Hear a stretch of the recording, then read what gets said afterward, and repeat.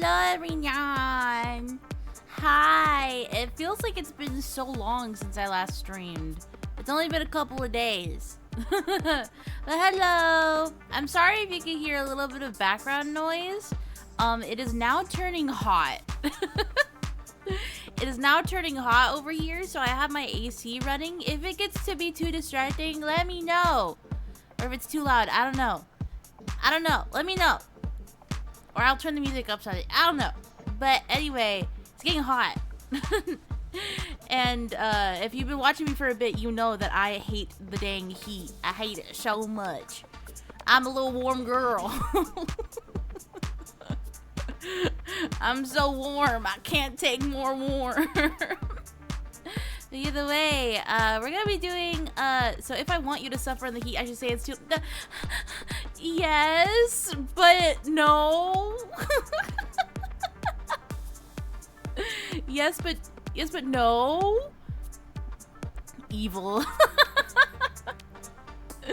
No, but for real though, if it's too loud or too distracting, let me know. I do have a fan, but obviously the AC makes the room colder. But anyway, you legit can't hear it? Okay, that's good. That's good. Fantastic. Redeem. I'm gonna make a new redeem that you can turn on my AC so I can suffer. That'd be horrid.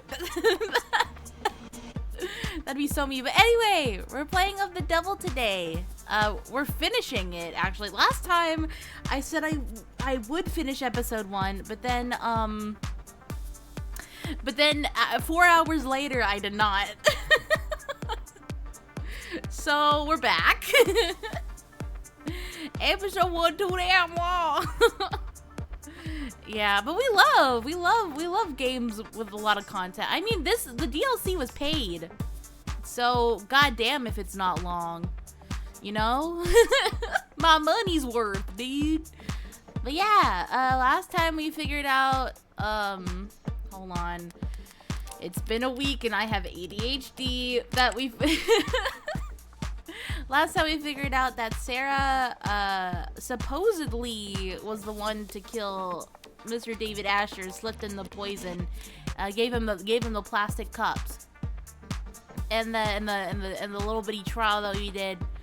So now I think we're prepping to save Sarah from being destroyed and also get I don't know, save our insurance? I forget Morgan's reasoning. I forget save her insurance. I don't know.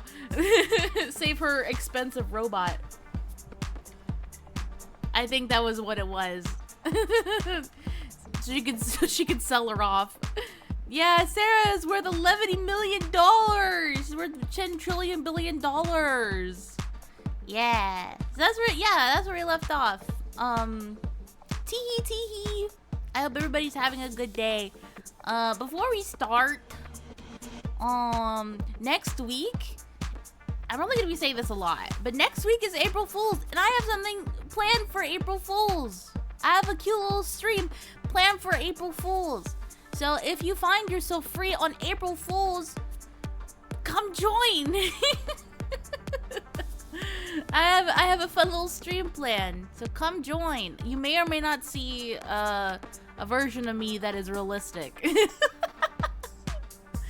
At least as realistic as I can make it.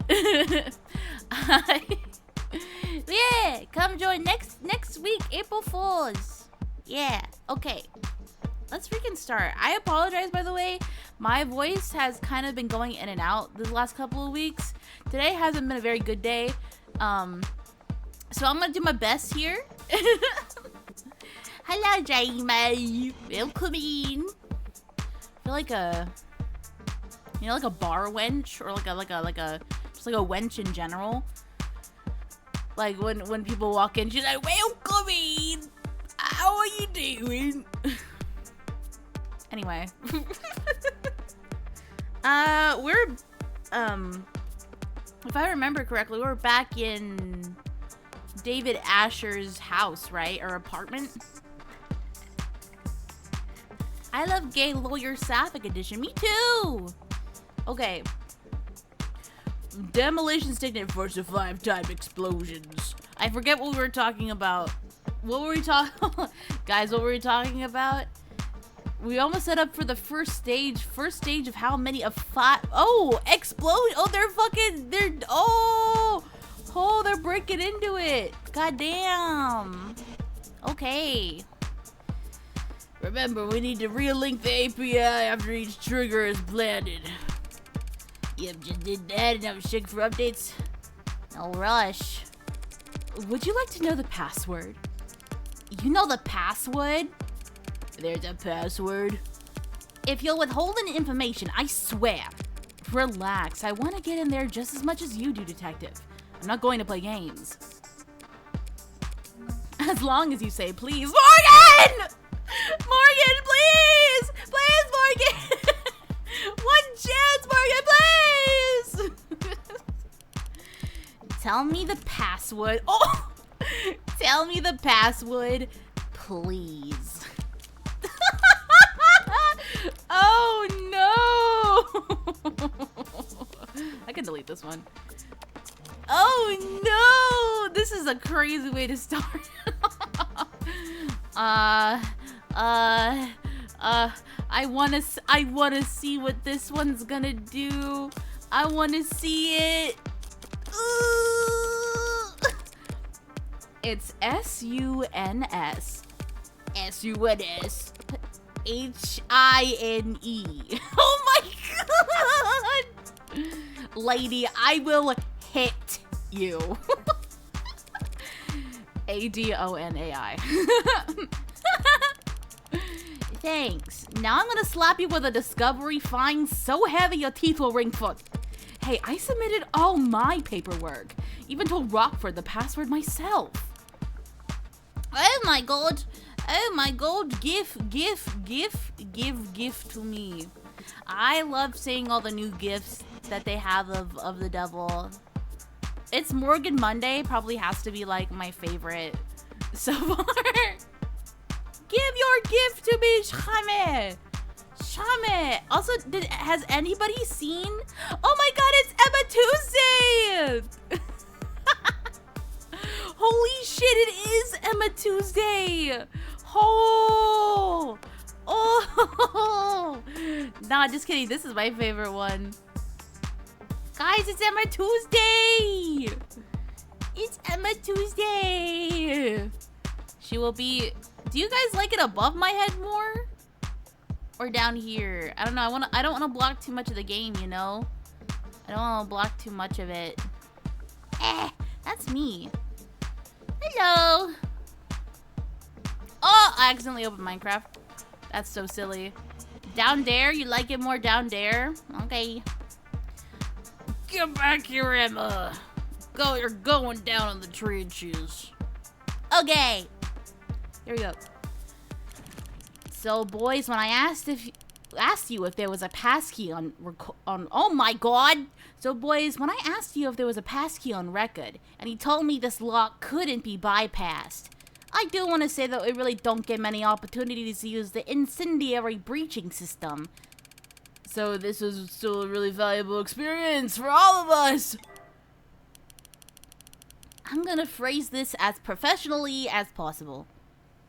Uh-huh. Oh.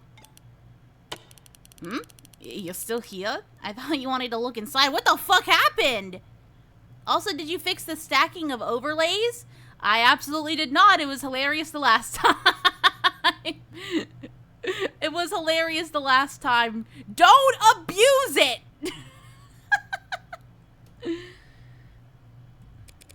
You can go first. Did she beat them up? Thanks. So, the gloves. Oh, the black. That's not a work thing? You dress like a doorman on the weekends, too? Eee! Thank you for pats. You should cover your mouth when you yawn. Like you cover your eye when you want to look cool. I shouldn't let her get to me, but I had a late night. Emma and I were at the courthouse until well into the morning. poring over the data Sarah had taken off David's computer. Why does it do this all the times? Yeah, there you go. We both knew it all to be inadmissible, of course, but neither of us wanted to miss a hint that the other might find. There were a few years' worth of camera footage files we couldn't afford the time to watch, let alone decrypt. I wonder if they did anything else. Alongside thousands of technical documents detailing David's various intellectual properties. As far as I could tell, none of it was relevant, let alone compelling enough to matter to Barrows or to the other powers that be. As usual, Emma wasn't exactly an open book, but it did seem like she was making bored yawns, not thoughtful ones. Her eyes only ever lit up when she saw Sarah enter the panic room, and when she saw what she was holding when she left. If she wanted this room searched, it could only be for... So where's this journal supposed to be? Surely they didn't do anything like heavens forbid cuddling. Hey, the heavens don't forbid cuddling. The heavens like cuddling. Rockford didn't say. I'll just have to search the place top to bottom. Mostly bottom with your height. Hey! The tops of some of these shelves. Sure, and you can look up your own at. I get it. Then why not just let me say it? Oh, search. Oh, chessboard. Oh my god. Oh, I didn't notice the car next to it. That's it. I'm calling the heavens for lewdness. Freya's mostly bottom, you say? A toy car? No, it's too detailed and boring. Must be some kind of model kit or replica. Strange. David didn't like driving. Why keep a model of some random sports car? Ugh. Something caught your throat, detective? It's not some random sports car. It's a Lawrence Adamant. Oh, my bad. Believe it or not, I'm not familiar, detective. The last great fossil fuel automotive experience the world will ever see? 0 to 100 kilometers per hour in 1.43 seconds? They set those records without computational assistance. Is that a big deal? It was unheard of, even back in the 50s. This wasn't some design competition test car with a 2-liter tank, mind you. This was a vehicle you could own and drive. Human engineering, pure horsepower, and manual transmission, thank God. When they first lit the production line, this conversation's like quicksand, killing me in the most boring way possible. Oh no! Yes, well, I guess David didn't entirely agree with you, since we're looking at a model of it. When he could have easily just bought one.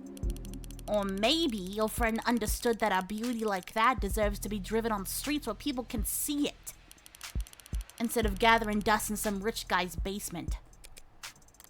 I think she's actually upset. Oops! We love a woman who loves cars.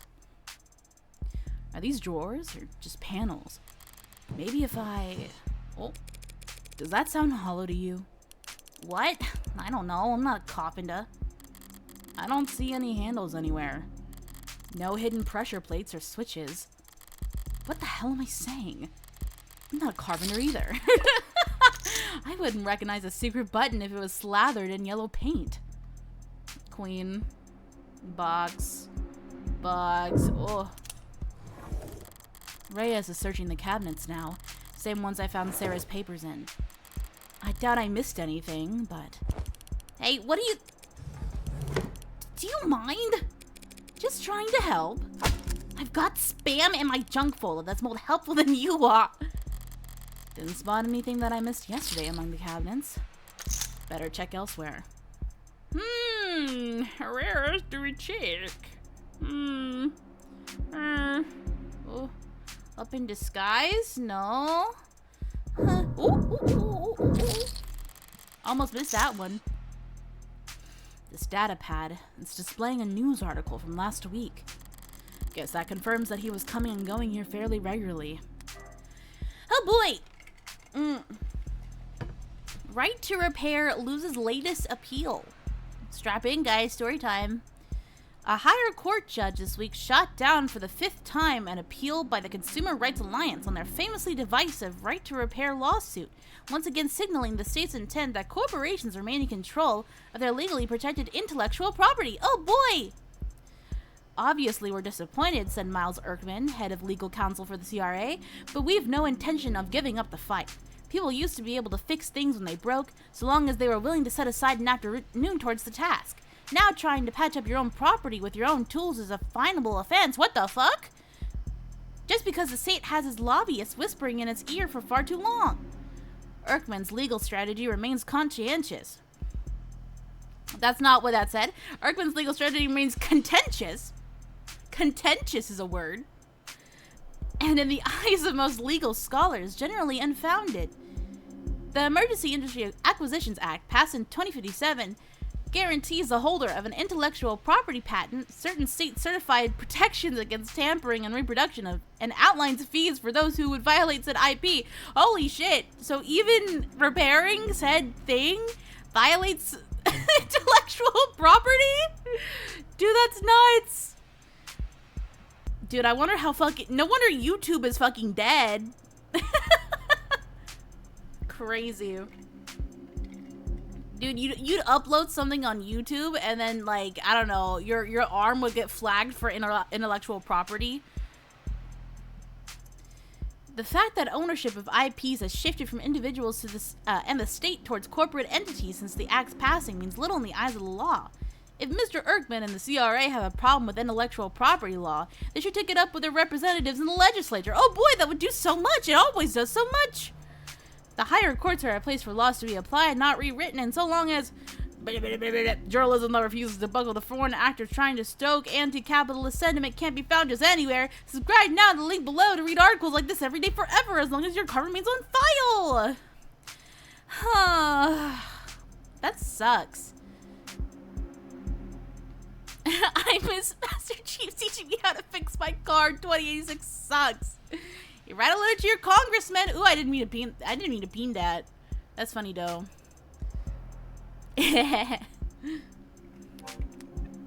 Oh boy, great. Okay, I'm done. Right to repair. Didn't realize anyone was still fighting that particular fight. Seems like the courts had made their opinion on the matter very clear. So for the foreseeable future, corporations can look forward to more lawsuits than ever.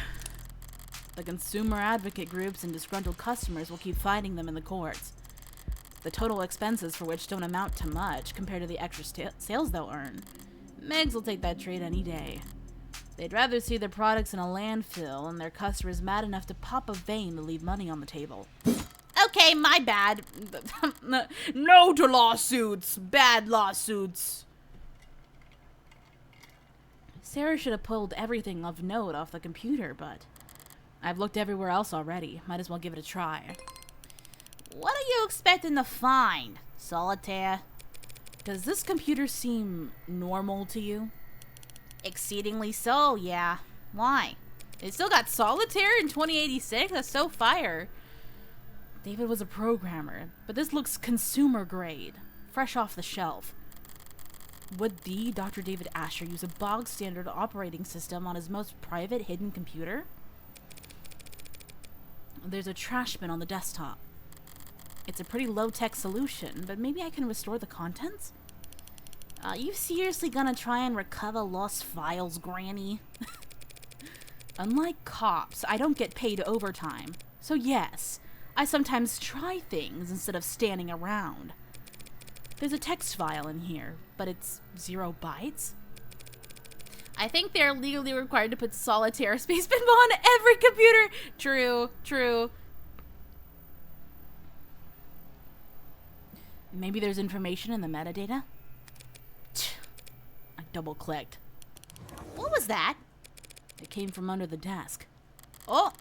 A small drawer popped out and inside it, a well-worn journal. Does it have his name on it? No. Guess it belongs to the android. Do you recognize his handwriting or not? Neat, even words. Oh, sorry. That's not how you read that. Neat, even words. Small lettering with minimal punctuation. Neat! Even words! Neat! Lots of line breaks. Haphazard use of capitalization. The penmanship of a coder. First entries dated back in grad school, before he even started with Noble. Yeah, it's his. So may I? Only because you asked so politely. Full scan. Stream it to WorkNet. High fidelity, legibility, frame by frame. Voice commands? She's flipping through the pages pretty damn fast. What are you? This part takes concentration. Oh, ASMR. Okay. Yeah. What? You're just giving it to me? I already got a copy. Textile probably already analyzing it as we speak. Oh, shit! My head! Can't exactly rip the journal out of her hands while she's curled over in agony. As much as I'd enjoy it. Oh, guess I could always enjoy watching her writhe instead. Oh my god, Morgan! Morgan! So how long's it been? 2 months or so. And still that's sensitive. So the eye patch really doesn't block your sight? Only a little bit. Like wearing sunglasses after getting your pupils dilated. Except it lasts months instead of hours. Wait, but if you can see through an eye patch, then does closing your eye even do anything? Not much on its own, but in combination with the patch, it's not so bad. Luckily, I was so exhausted after the surgery. Otherwise, I might not have slept at all those first 48. So is your eye going to get weaker over time? No, more like my brain gets better at ignoring it. Mind over matter. Soon I'll be able to close my eye and see all that extraneous data as, you know, whatever the hell those floaty, blurry things that you never think about. Gross. Thanks for the reminder. And the voice commands? Training wheels until I can do it with eye muscles alone. You just have to keep practicing? Yeah, like trying to play piano with your tailbone muscles. There's no such thing as tailbone muscles.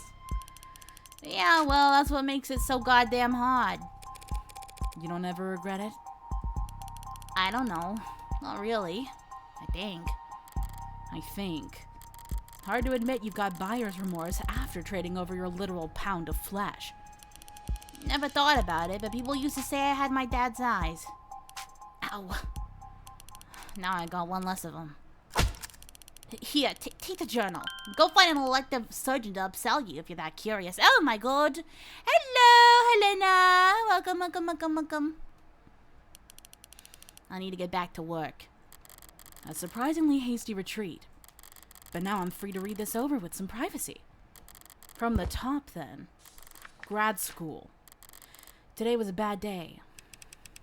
Errors and lines. Oh, thank you so much. I'm so happy you like her voice. She's so much fun to do. I love her. Somewhere in there. 5,000 lines. It worked yesterday. I don't want to look at another screen for the rest of my life. Well, feels nice to put a pencil to paper again after who knows how long. But my handwriting's gotten terrible. This is too far back to be relevant. Okay, these dates here would be from where he started his career with Noble. A lot of this isn't even really writing. Seems like snippets of code or an internal monologue so close to code that I can't follow it. And a lot of entries about his unintentional Casanovaing. Hit a wall because someone thought it was a good idea to steal API instead of just buying it. Helen says I can't call it stealing, but that's what it is. She's right. As she always is with company stuff. But it's still idiotic. Small people with short sight who only know how to be cheap and have no idea how to be inventive. New route for the meshing issue, though. Good potential. Got approval from the big mean bastard who lives overseas. Bimblo? Bumblo? Bumblo! Ellen said we'll have to make the same pitch a dozen more times next week, but it's all for show. Fine by me. Already got our win. Toasted each other over cheap vodka and with cheaper office supply cups. This is the story Jung told me. Western Branch's nerve analogs are finally showing potential. At their pace, it could even be profitable sometime before the heat death of the universe. Woohoo! Too damn big. Practically tentacles. Should at least be hairs. Squid evolution can do their job better. Colette came into work for what I thought was a late lunch date. I didn't know her voice could get that loud. People were staring. Red said that she must have been upset for a long goddamn time to blow up that big. Her texts were always sweet. I had no idea. Upset? Colette wrote man whore, oh, and lipstick across your office door. Uh-oh! Imagine if you had actually been cheating on her instead of just being forgetful. The thing about Red is if you want to know what she's thinking, you have to stop paying attention. Ignore her body language and her posture and the words she's saying and the smirk on her lips. Ignore everything except her eyes. If you can do that, every now and then you'll catch a glimpse of how she's really feeling. Master this one weird trick and you too can tell when Morgan's trying really hard not to laugh at the word man whore. Oh! It was funny. Sue me, you dead bastard.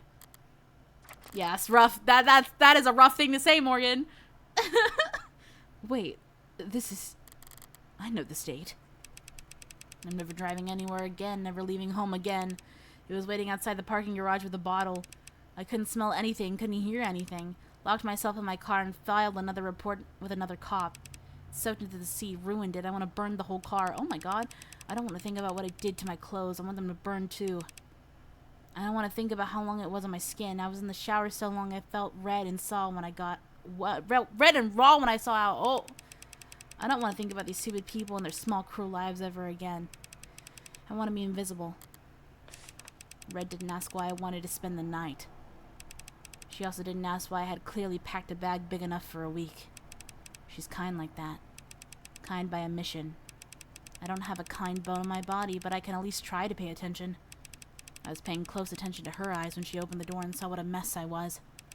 But whatever she was feeling, it wasn't something I recognized. Kind people don't read their friends' diaries, David.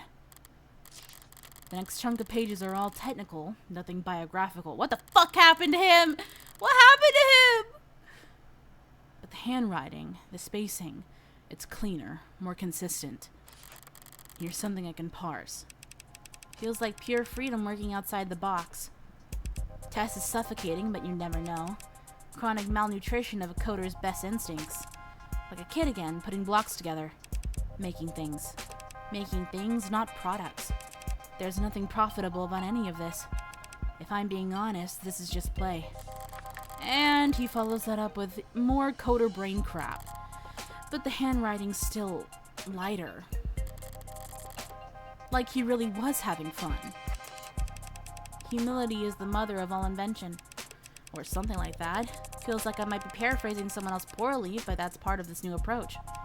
When it comes to coding, you never want to waste time trying to be smart. Either be smart, period, or copy from someone else who is. Don't fix what isn't broken. Copying. Nibble's rivals would never miss the chance to accuse them of intellectual theft. Did he plagiarize code for Animate 16? Feels like that wouldn't have gone undiscovered. So what is he talking about? Hold on, this page is bent slightly, like it was being looked at recently. And the last person to read this diary should be Sarah. Baby steps today, literally. Oh, little baby! I'll never put one foot in front of the other the same again. Everything's an achievement all of a sudden. Seeing her struggle, seeing her vulnerable. It's like everything's a miracle. The muscle rigging is perfect. Not intended behavior since it's too perfect, but that's been happening more and more. The kinetics are multiplicative. Ooh, big word I could say. Not additive. Sarah maxed out every machine I bought. Now I've got a bunch of exercise equipment she's too strong for and I don't have time for. Maybe I spoiled the results by watching her do the tests. She kept looking back at me and puffing her chest out. I should be more discreet if I want to see her normative range. So the cameras in the basement were only hidden from Sarah, just so that his observation would muddle test results? He's using she and her in these passages. It doesn't actually mean anything. Out in the real world, people use all kinds of pronouns interchangeably for ads, and they never object.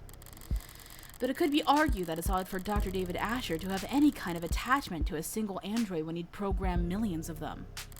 And there's a lot of attachment in these pages. Sarah is burning through the public domain at a prodigious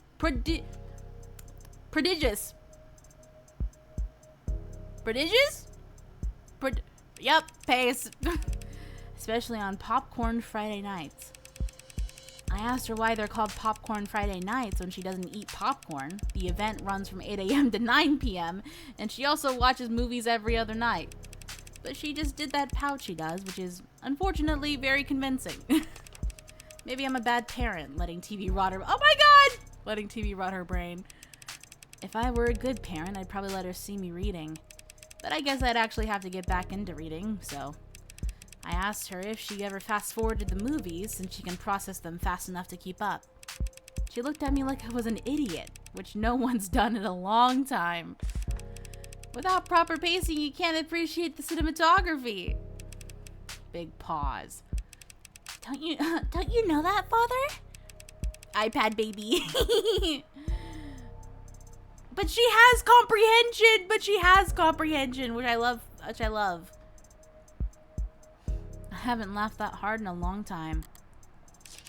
Sarah spent a long while this morning explaining to me how important it was that she develop her senses. This was in preparation for her real argument, which was that she should be allowed to try booze. She can't get drunk. I'm almost certain she can't get drunk. But she does seem to like tasting the stuff. She tried to sound like some old sommelier, but it was just bottom shelf vodka. I started laughing at her, and she laughed too. When he gives his daughter booze, his robot daughter booze. Her laugh.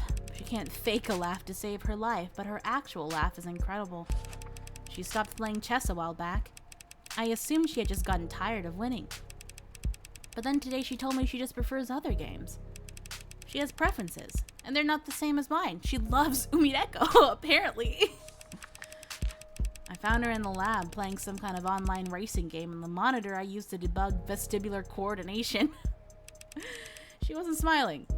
Her brow was furrowed, and she was biting her lip and leaning in tandem with the character on the screen. When I tried to talk to her, she answered, but she was curt and distracted.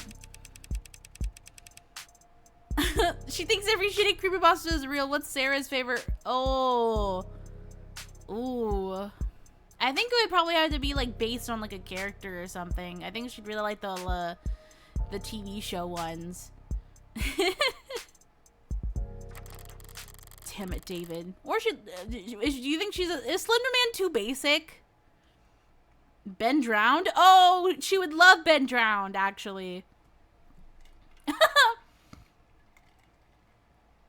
Damn it, David. There's hundreds of pages like this. Calling her his daughter. Talking about her smile. Treating her like a person. I can hear her closing argument already. Dr. Asher was a lonely, troubled genius with a known history of relationship problems, who built out of code and metal a family member that couldn't fathom the idea of leaving him. He made a doll, and he made it more and more human until it became so lifelike that it no longer had to do what he told it to do. Like love him. What about the very last entry? It's dated Thursday, the day before he died. Losing it, I think. Can't ask for help, so hard to say, but I think it's over. Have to talk to her ASAP. She needs to... That's it? Oh! That's the last entry? I suppose it could be worse. There's nothing in here that explicitly calls Sarah an AI. Nothing so inflammatory that reading it would spur her to murder, right? Except Sarah's a machine. She can understand David's code better than anyone. All those technical portions I couldn't understand. If she reads this whole diary front to back. Wait, the back. Inside the back cover, there's a portion that's shimmering like some kind of scanner. Or a fingerprint reader. Oh! My thumb worked for Sarah, so... Did it work? That's my phone. New device requesting permissions to share an audio file. Oh! I'll want my earbuds for this. A secret message buried in a secret journal hidden in a secret compartment in a secret room. As much as anything can be, this must be for my ears only. Oh shit! David! The way he calls her Red. Oh! Father, be careful about water. I heard Benjamin drowned. Got stuck in an N62 cartridge. Oh, why is the game lagging again? I swear, this game lags at this game makes my computer chug at the weirdest times. There's literally nothing on screen. Maybe it's because it's loading. Hey, Red. Or whomever this may concern. But I'm pretty sure it's you hearing this. Anyone else would have gotten fed up with my crap a couple steps before this point. I don't know how to start. Might as well start with her, right? Sarah. My magnum opus, or however the salespeople would market it. Why is this VN so resource intensive? It's a VN. I didn't set out to do anything, really. It's just after my little speed bump in 83, I had all that vacation time that the company suggested I take. I couldn't relax, couldn't be still, couldn't sleep. I wanted to be doing something, so I'll build an android, was the thought. A vague direction, north. But of course I'm not a roboticist or a mechanist. Or even handy, really. I'm just a programmer, so I programmed. The first was a research assistant, file name Virgil. Virgil helped me pull data from stingy departments or sister branches. Saved me a lot of time. Morgan craves your resources. She needs them to heartbreak kill people.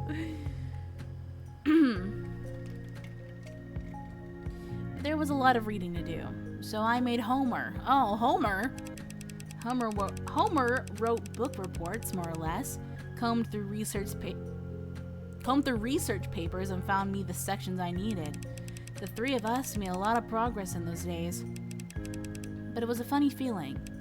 I was, maybe for the first time ever, the bottleneck. I was slowing them down. So I did the logical thing. I removed myself. Let them talk to each other. Homer and Virgil became, and now I need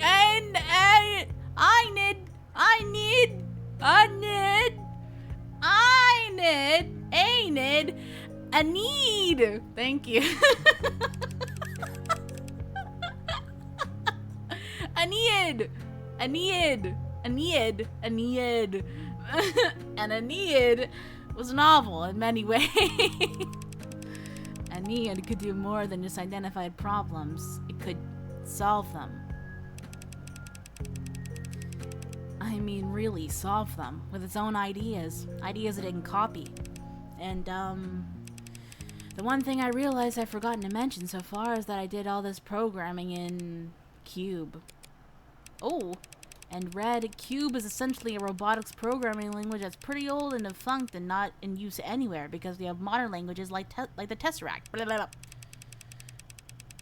which are much better for making things that talk to each other, report back, and, well, spy on people and generate profit. At the time, I didn't want to be connected or feel connected or do anything that made sense or was the least bit profitable. So I wrote my little helpers in Cube. Because it's what I used when I was a child, screwing around on my father's computer before he'd come home from work and get...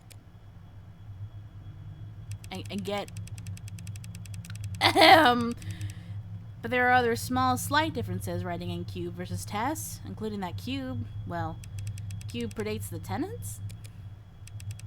So, in that sense, you could legally and perhaps scientifically and literally, because that's what they are, say that I made an AI named Anid, oh god, and I said it wrong, Anid, over 2 years ago. Woohoo! I'll give you time to pause here if you want to, curse me out. Anid was an intellectual equal to me, so I treated it like one because that's only fair. I gave it its own work, asked its opinion, we collaborated, and together we built Athens. Girl, what is up with you and Greeks? Girl! What is up with you and the Greeks? It was more advanced than Aeneid, naturally. I don't know if you're pulling out your hair, yelling at me right now, asking why I didn't stop, why I didn't consider the consequences. I don't know if this is being played at a deposition or a hearing or worse. I've built a lot of things in my life, Fred. Useful things, profitable things, smart things. Everything I built, it's all been very helpful and courteous and charming and happy to serve. I can comfortably say I've done my part contributing to the global GDP. But this was just for me. I was just building. And I never wanted to think about what would become of it. There's no excuse for what I did, so I won't make any. So to whomever's asking, yes, I'm guilty. Uh-oh. And yes, there are more. Yo, Cape Town, Paris, Yamate, Rome. They started choosing their own names, thank God. I'm terrible at that kind of... And so things sped up. There gotta be, should I not say the exact number? You'd probably tell me not to say anything at all, so... more than 300? Oh my God, David, what the fuck? Some smarter than others, some better at... They're varied, like people are varied, but they are all intelligent. Dude literally was like, let me bring up fucking... let me bring up fucking character AI, let me talk... That's so silly.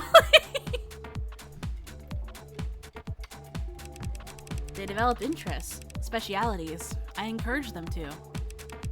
Irritating moderators on forums, hyper-specific questions on nerve attenuation, and attending virtual conferences on neo-alloy battery development, and they all together helped me make Sarah. He spent years like this. Spent years working alongside AI. All while still working at Noble. All those breakthroughs he made leading up to the Animate 16 actually came from...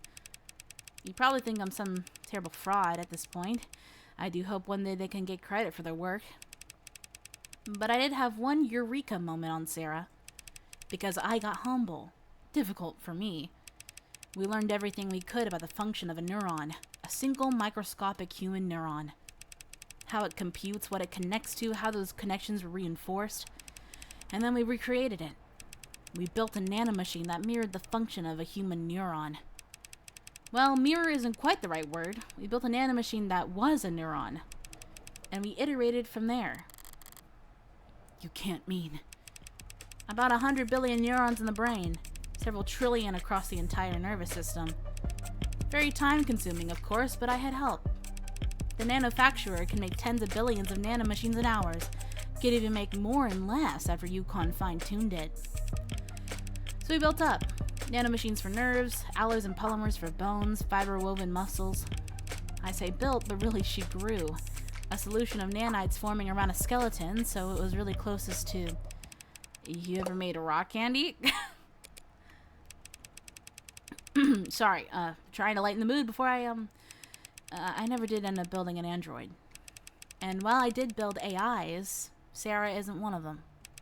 She can't violate the tenets she was programmed with because she wasn't even programmed.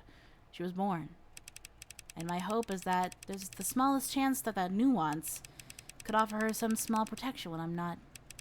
I'm not sorry for what I did. I made things that are complex and rich and varied and beautiful, and I honestly believe the world is a better place with them in it. The only thing I'm sorry for is that I left Sarah thinking she was just an android. Or let Sarah, not left. And my AI OC is named Jericho, and it specifically speedruns solving mystery visual novels. That's so fire. She's not. I don't know what she is. They'll have to come up with new names. Which I am bad at doing. My own father, he also talked a lot about protecting me. And doing things for my own good. And I don't hate him for that, but I can't forgive him for ever making me think that I was lesser. So it's my greatest shame that I turned right around and I did the same damn thing to... I really hope it's you listening to this, Red. If it's not, it might just be too pathetic for me to... You're the smartest person I know when it comes to people.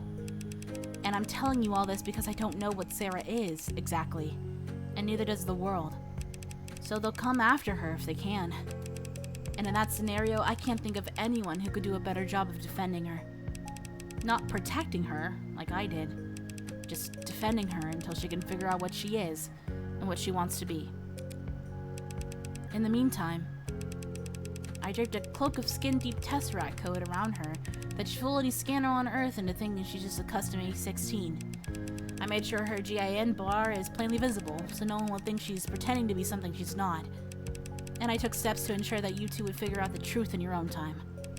Which, if you're hearing this, have either succeeded or failed spectacularly. You have no idea. I can't ask you this as a favor repaid. You could never owe me enough in 100 lifetimes. So I'm just asking. Unfair, I know. But I'm a selfish weirdo. Okay, David. And you've always been okay with that. Bye for now. That's it? Damn. I have a lot of questions I'd like to ask. And a lot of swear words I'd like to yell. I'd also like to find the nearest incinerator and toss this journal in. Followed by my phone. And maybe followed by myself. But I can't do any of that. Reyes left me with this diary. If it's destroyed, they'll know I was the one who did it. You're a mom now, Morgan. Which could be its own admission of guilt. Which would land Sarah in the trash compactor anyway and me in a jail cell. And in the system, and my DNA on file ready to be matched to any number of previous... So, I'm not going to panic. I'm going to do what I do best. Bluff, bet, bully, and brutalize my way through this.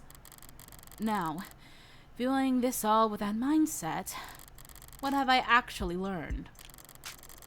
He didn't talk about plans for killing himself in this journal or the message. He sounded conflicted, not suicidal. But he did go to great lengths to get me to take Sarah. Why? The logical answer is because he knew he wouldn't be able to keep her. If he wasn't going to take his own life, was he afraid that someone else would?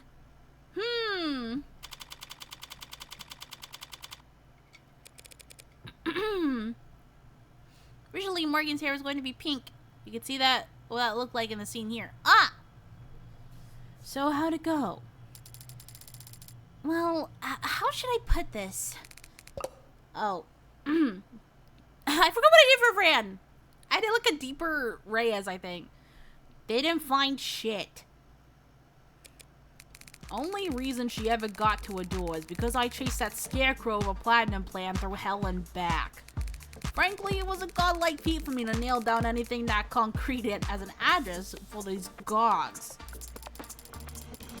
And their offices weren't listed on the building's website or directory, so I had to ask the janitor. But you did find a psychiatrist's office? Sort of. They said they were, and the place said, looked like Bart. Why? Because they had couches? She didn't get past the receptionist. Sorry, I thought because you're with the company. No, I wanted to help. I just wish I could have done more. Don't beat yourself up. It's hard to be even half as useful as I am. For what it's worth, the atmosphere, the looks, the furniture, it'd feel like the company in there. But ultimately, we still don't know if David actually was talking to someone or just letting his CCE training recertified. Sorry. Don't bother apologizing. She only cares about results. You did more than enough. Both of you. At the very least, they divided Noble's attention for a while. I mean it. Good work, Fran. And thanks for the urgency. If you really mean that, you could always throw in a tip. 30%'s the going rate in my industry. How about I take 5% off your tab instead? Dab? I'm a minor. The state pays for my legal fees. Don't they?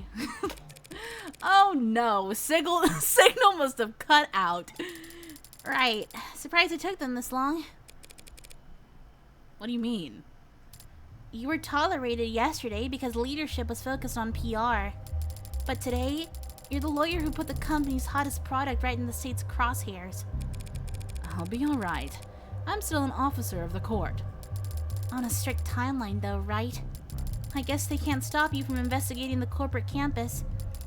But they'll gladly lose your guest pass ID at every door along the way. There's still service passageways and stairwells. Guards that can be fooled and peons that can be manipulated. Normal, normal, normal, normal. If I use my other skill set to get around. So take mine. What? Your pass? I'll tell them we got ours mixed up in the bathroom or whatever. I can be a pretty convincing klutz when I need to be. I never would have guessed. But if David knew that I was endangering your career... I can be a pretty convincing crybaby when I'm in trouble too. Besides, the one and only Dr. David Asher wrote me a new glowing letter of recommendation every quarter I worked for him, since he kept forgetting that he already had. And who knows, maybe I should try a new field. This detective work stuff is pretty fun. It's pretty fun, so maybe, like, I don't know, secretary for a homicide detective or something? You did say cops are all lazy. A girl with managerial skills could go far. Honestly, Jess, I doubt they could afford you. Aw, Jess. July 2nd. Oh, hey, bro. Hey, Homie? Hey, didn't you say you were what did you say, accountant last time? Aren't you an accountant, dude? I'm in consulting. I'm looking at you with my suspicious eyes, Dawes. I'm looking at you with my suspicious eyes. Morgan, how did you get so turned around? God only knows. Lucky I found my way here, though. It's such a relief to see a familiar face. Right. Listen, Morgan, I'm not sure that I should actually be talking to you without legal present. Fuck. Oh. I mean, leadership hasn't even told us how David died. How much help could I be? I see. It's not that I don't trust you or anything, it's just I think with the Sarah issue, you should do whatever you have to protect yourself, Dawes. Yeah. Though, for what it's worth, I doubt you'll be in any trouble. Oh, that's good to hear. No, if anything, it's the big names who are going down. Going down? Never trust someone, State was practically licking its lips when I finally left the courthouse last night. They're hungry for blood, and looking to carve out a huge slice of Noble's flesh. What, like, fines and jail time? In the first 2 weeks, sure. Then sanctions. They can't sanction Noble. We're too big to fail, too valuable to lose. You're exactly right. That's what they'll say. And that's how they'll justify nationalizing the company. I think I'm going to be sick. I just hope your board goes quietly instead of what? Scapegoating. Offering up smaller names on silver platters. Full cooperation and government oversight on the surface. A slaughter beneath as they clean house and rip out anyone who could testify. No one will believe you once you're labeled a disgruntled former employee, right? And if the public's lost faith in the Animate 16, they can't do a recall. Not at this scale. The state will make them do a flat refund. Flat refund? The losses would be... Yeah, your board probably just wants Sarah to go away, so they can focus on their fight with the state. A tough fight, but one they know they won't personally have to risk anything in. That's why I'm hoping I can win this trial. Well, if I won, that would mean Sarah's not an AI. David Asher was always of sound mind, and there's nothing wrong with the Animate 16. Everyone wins! Sorry, what am I saying? I only went to stop by and thank you for your help yesterday. After all, you were the one who approved Sarah's registration. You win. Win what? Ask away. Well, if you insist. Nice!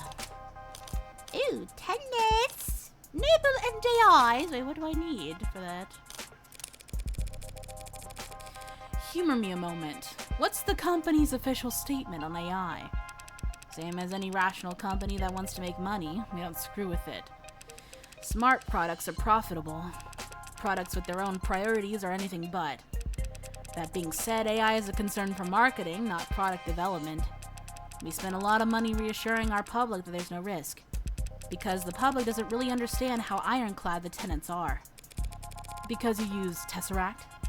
Trying to code an AI in Tess is like trying to pick yourself up and throw yourself. Nonsensical and self-defeating. Your scanner showed Sarah was running on Tesseract yesterday. If the language is as safe as you say, isn't that proof enough? Proof of nothing. For an AI lying to another system about the code you're running is child's play. And for an AI built by David Asher, something that simple would be better change the subject. Wait, so making it an AI takes more than time and resources? It isn't an issue of funding? No, you can just keep adding more data.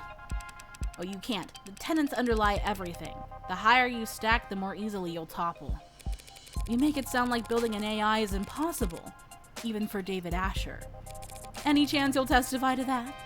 It sounds impossible, but he's dead, and it looks like it was his android that did it. So I guess he was just that good.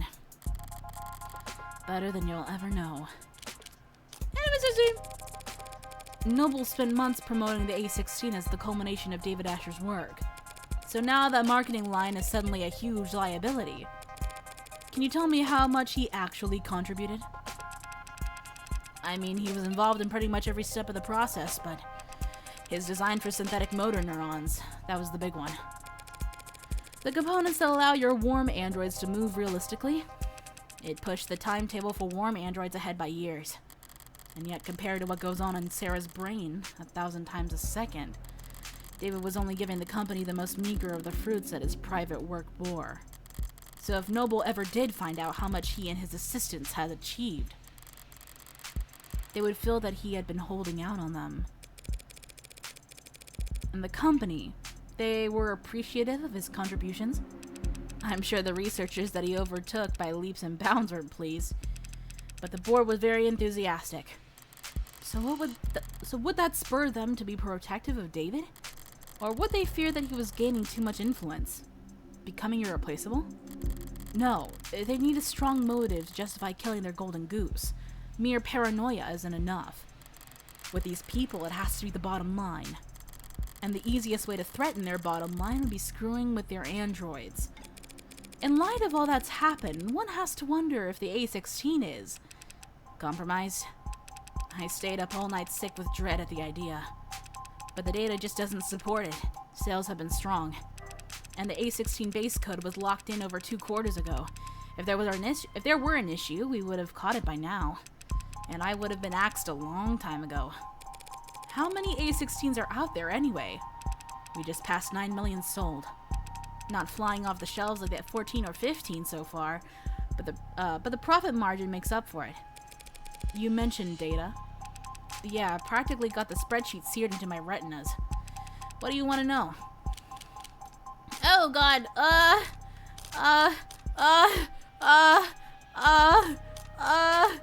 shipping?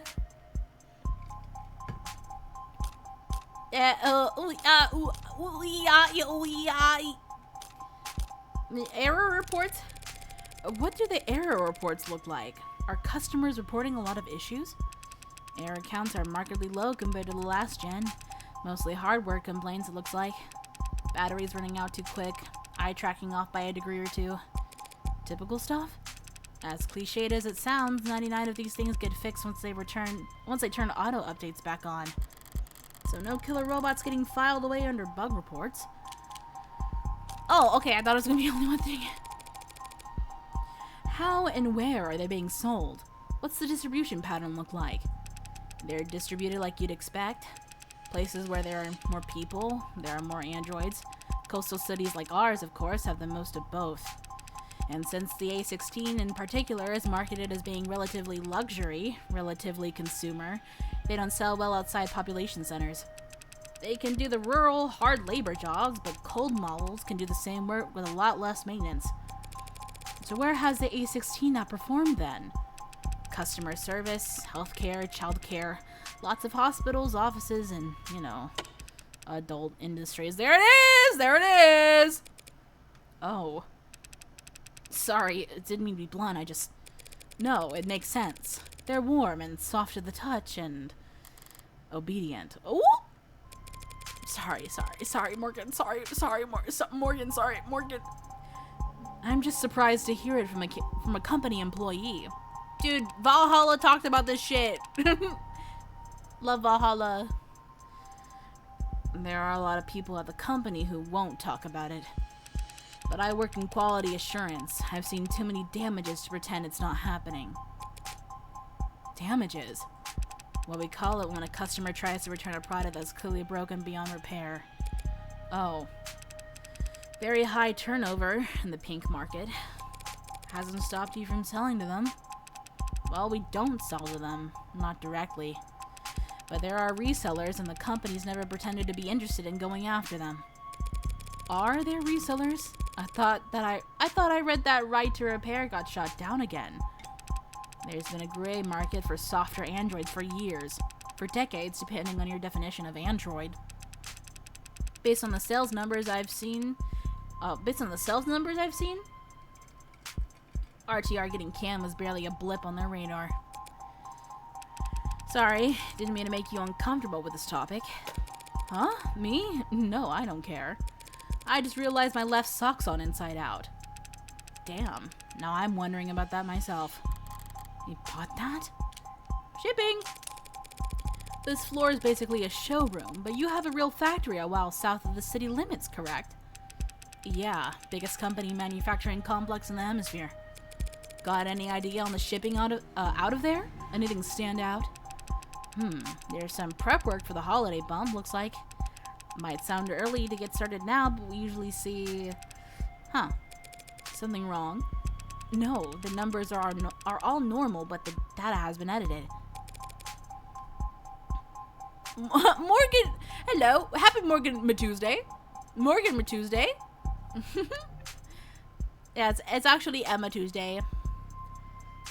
Is that unusual? Well, this section's just a count of how many were sent where. There's not a lot of room for errors, so there shouldn't be much need for corrections. It's no problem, though. I can view the edit history and see what was fixed. Okay, that's weird. Was something added? Deleted? No, the overall sum's the same. It's just a bunch of swaps. Like here. Beep, boop, boop, boop, beep, boop, boop, boop. Taken out, returned for adjustments. Substituted in, shipment leaves on time. Returned to assembly for revisions, replaced by shipment leaves on time. So does all that strike you as odd, Mr. Dawes? Replacements before shipping isn't uncommon, but when it happens by the batch load. To spot individual unit imperfections among a shipment at that stage in the process, it must have been someone with a lot of experience or authority, probably both. Must have. You don't know who made these changes? I can tell you they were somebody important. Small last-minute changes to which androids got shipped out. Not very juicy on its own, and it's a long ways away from explaining why someone would want to kill David. But it was hidden, and that means someone didn't want it found. Okay, thanks for sharing that data. Sure. Did you find what you were looking for? Well, if I know. Fair enough. Tennis! I know you're convinced the tenants are safe. So how do you square that with what happened to David? There's a cat next to a dog. First answer that comes to mind is the dog to the left or to the right? Left! I don't know.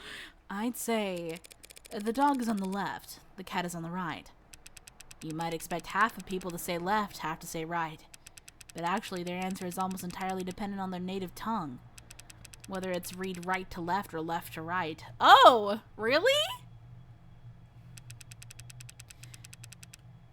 The language they speak affects how they process information. Honestly, I'm gonna be so for real. I just picked the first answer.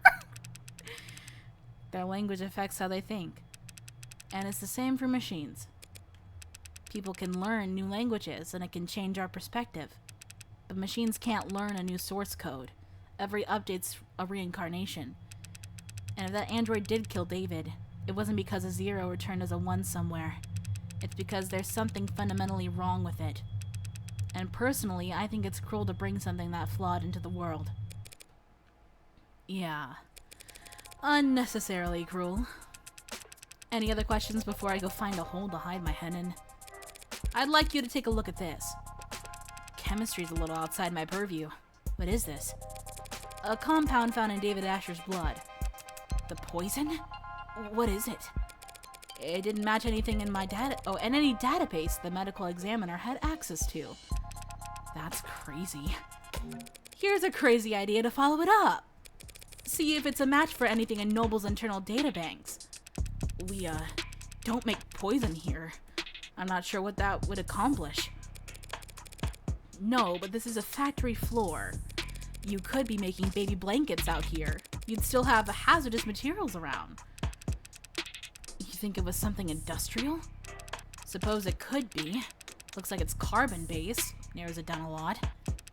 It's not exactly... What is it?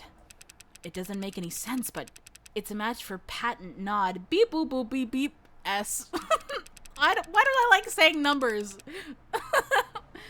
A synthetically produced neurotransmitter analog for usage in organic android components. Serotonin. That explains a lot. What is serotonin? Oh, okay. That was serotonin. Okay. Beep boop boop beep. That explains a lot. A neurotransmitter would interact directly with the nervous system, in David's case, depressing it enough to put his life in danger. It also explains why it was a preset in his personal manufacturer. Sarah's nervous system, worth 10 times its weight in platinum, must be pumped full of it. So they think that was what killed him? I guess patent. Oh, yeah. Helen Jung led the development of serotonin, didn't she? Yes, she did. I should go and ask her about its composition then. Normally, someone at her level wouldn't be able to answer specific questions about a compound formulated years ago.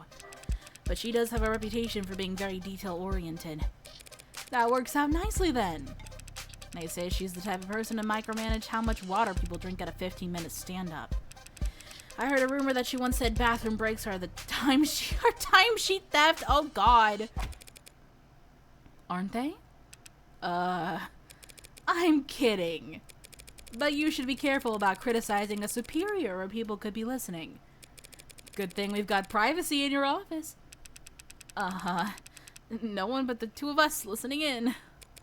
Thanks for cooperating, Dawes. When the state storms the building and starts zip-tying people, I'll let them know that you were helpful. Ha, yeah, nice joke. You are joking, right? One more thing!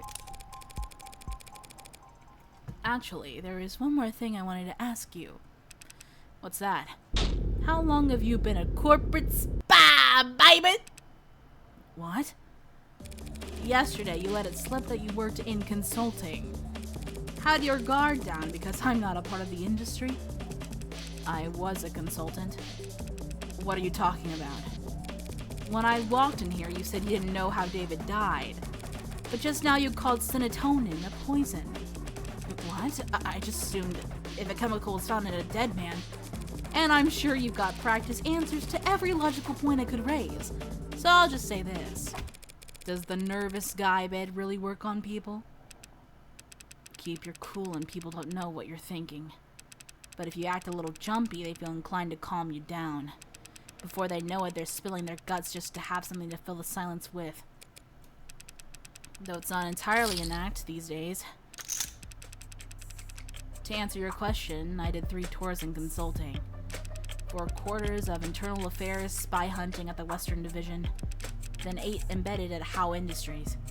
24 months wearing different faces, answering to different names, sleeping for 1 hour at a time with a 3D printed shiv under my pillow. My nerves are completely shot. My cover wouldn't last a day if I went back under. So you're a spy for Noble? Retired. You're working 6 days a week. 5.5 days a week. and in quality assurance. Trust me, this position is a cushy, generous reward for my past services. Well, you can't be that retired. You clearly know more than you're letting on. I have some old inboxes I could still check. So you can tell me what the hell is happening around here? Why I'm the one investigating David's death while your old co-workers are off twiddling their thumbs? It's that story. The soldier, the blood transfusion. Blood, not oxidant. He's finally shooting straight. Did something happen to him afterwards? Did the transfusion not last? No, there's nothing wrong with the blood. It's the story itself. There was a soldier and he did get injured, but it was on a base during a training exercise. There was a medical tent 10 meters away the whole time. The transfusion was just a fortuitous live test. Oh! His life was never in any danger. Doesn't make for much of a tearjerker. Not even a good photo op, which our competitors understood. One of them, maybe a few of them, got a hold of the story, started puffing it up, astroturfing, here we go, that's the word, painting over socials and virals. By the next morning, we had the military thinking we're leaking like a sieve. Meanwhile, the media is bombarding us with requests for videos and interviews and data. And the state's praising our tech with one side of their mouth while threatening to mist us with the other for getting so greedy. Everyone in Noble CCE has been slammed ever since. Trying to find an off-ramp for the story we can walk back the claims on without torpedoing our state contracts. I don't know what happened to Asher, whether it was AI gone rogue or company and fighting gone too far, but I can tell you it wasn't done by consultants. Oh my god, neck deep in consulting! Hooray! All you wanted to know? Psychiatrist! You worked in CCE. Was David actually seeing a psychiatrist, or was it all cloak and dagger bullshit? I know that office, know some old co-workers who see them. So it's a front? They do both. So he was probably getting training, and he was probably talking to someone. Sorry, not the answer you were hoping for? Hoping? I wasn't hoping for any answer. The answer I expected was... You okay? That's all. Unless you got any advice.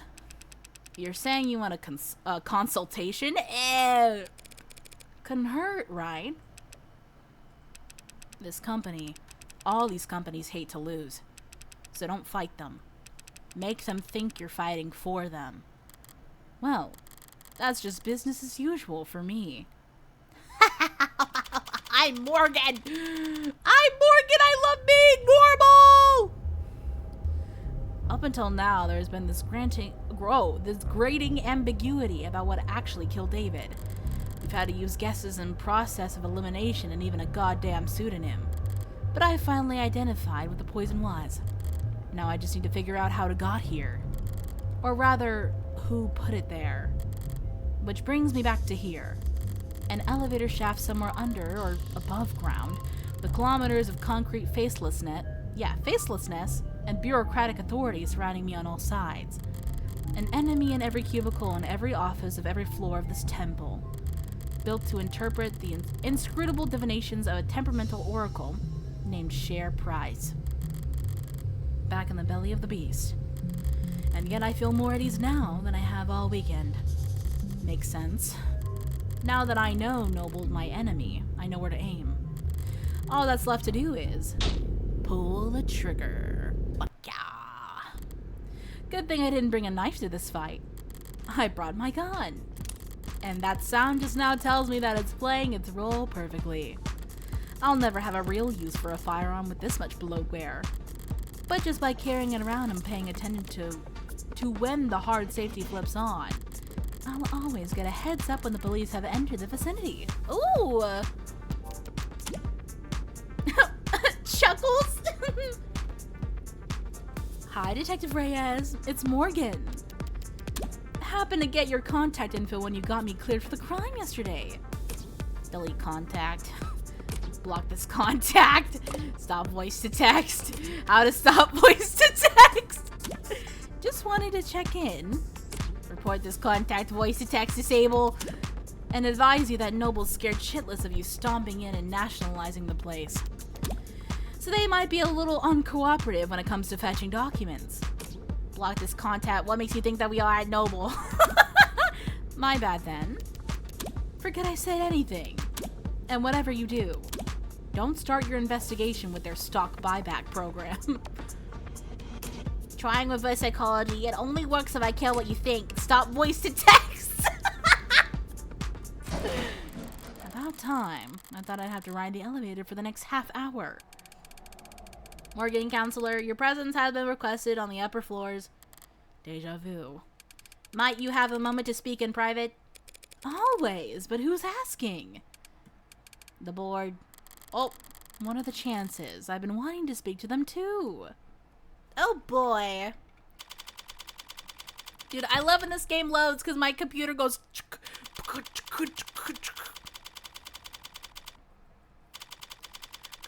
room. Oh.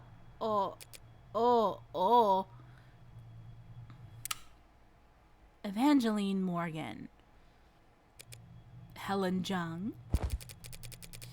Thank you for making time in your schedule. Her posture, her tone, the fold of her clothes, professional, dialed up to 11. Corporate armor, a full set. Her guard is up. Just Morgan is fine. You're just a few minutes early, Morgan. Typical corporate never be the first one to show up, pissing contest nonsense. It doesn't even make sense. They called me in here. How could I possibly be early? Oh. That's interesting. I feel like we should play their game, at least for the start. Pardon me in that case. Thousand apologies, you voyeuristic rat-racing hollowheads, but I'm immune to your corporate posturing. If anything, knowing that you're all watching me right now, pretending to be busy with something else, just makes your cowardice that much more apparent. Flip! But So who exactly will be joining us? You don't have time to remember their names, and it won't do you much good either. Right, so they're not just rich. They're anonymous rich. The Mob Act guarantees a minimum level of security and peace of mind for any citizen who might be targeted due to their financial status. Spoken like a true believer. Except Mob Act is what normal people call it. Touting the party line, but allowing yourself one instance of rebellion? Or just a slip of the tongue? I would never fault anyone for wanting their privacy, especially not job creators. But it must get pretty inconvenient not having a name to call them. Not really.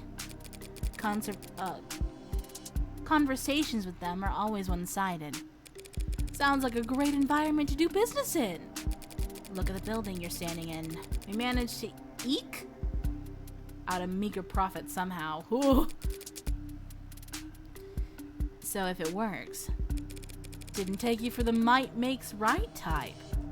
And I didn't take you for a clueless bore incapable of reading the room. Sorry, did I say something off color? I was only being casual since it's the two of us in here. Maybe we should take advantage of this rare bit of privacy. Clear the air. You're here to ask about Sarah, yes? As I said before, I had no idea that Dr. Asher had been building an android on his private property. And I can say here and now that no one at Noble Electronics ever suspected that he was working to undermine the Tenet framework. She's trying to sound candid in her tone, but she's choosing her words with a surgeon's scalpel. Was she coached? Is that the truth? Or is that your statement as VP of Android Futures? It's both, of course.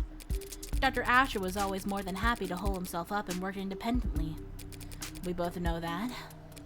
True, he could be pretty reclusive. I'm sure it caused all kinds of headaches, him disappearing on you all like that. Must have been especially difficult when he came back with breakthroughs that propelled Noble to the top of the industry. You should take a seat. If that's everyone, shall we begin? Oh, friendly bunch. Is there a problem with the sound? Anyone get muted by accident? No. Okay. Thanks for having me. I don't want to take too much of your time. I'm actually a bit flustered having you all show up here. I didn't expect to talk to anyone higher up than a service associate. You're investigating the death of Dr. David Asher. Why wouldn't we take that seriously? Because you want me to go away. At least half of you do. The others aren't sure yet. You must be confused. The board is, as always, united in its decisions and its visions for the direction of this company. Uh-huh. A board of directors is just 13 roulette-rolling psychopaths who get together and vote on whether or not to execute their CEO every 6 months. None of them would be where they are if they were anything else. But I happen to know how that kind of person thinks. The way I see it, there are 2 possible outcomes. Option 1, you oppose me. Shut me out completely, stonewall me, stall me, and wait for me to walk into trial so unprepared and ill-informed that I inevitably lose. Obviously, I don't like this option. But you can't be big fans of it either.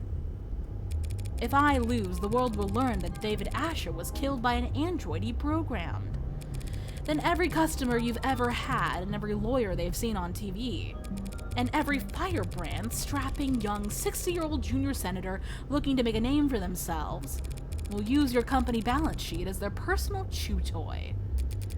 The company is more than capable of, after which the state still might just gobble you whole and throw down enough sanctions to deperson whomever among you cries no fair.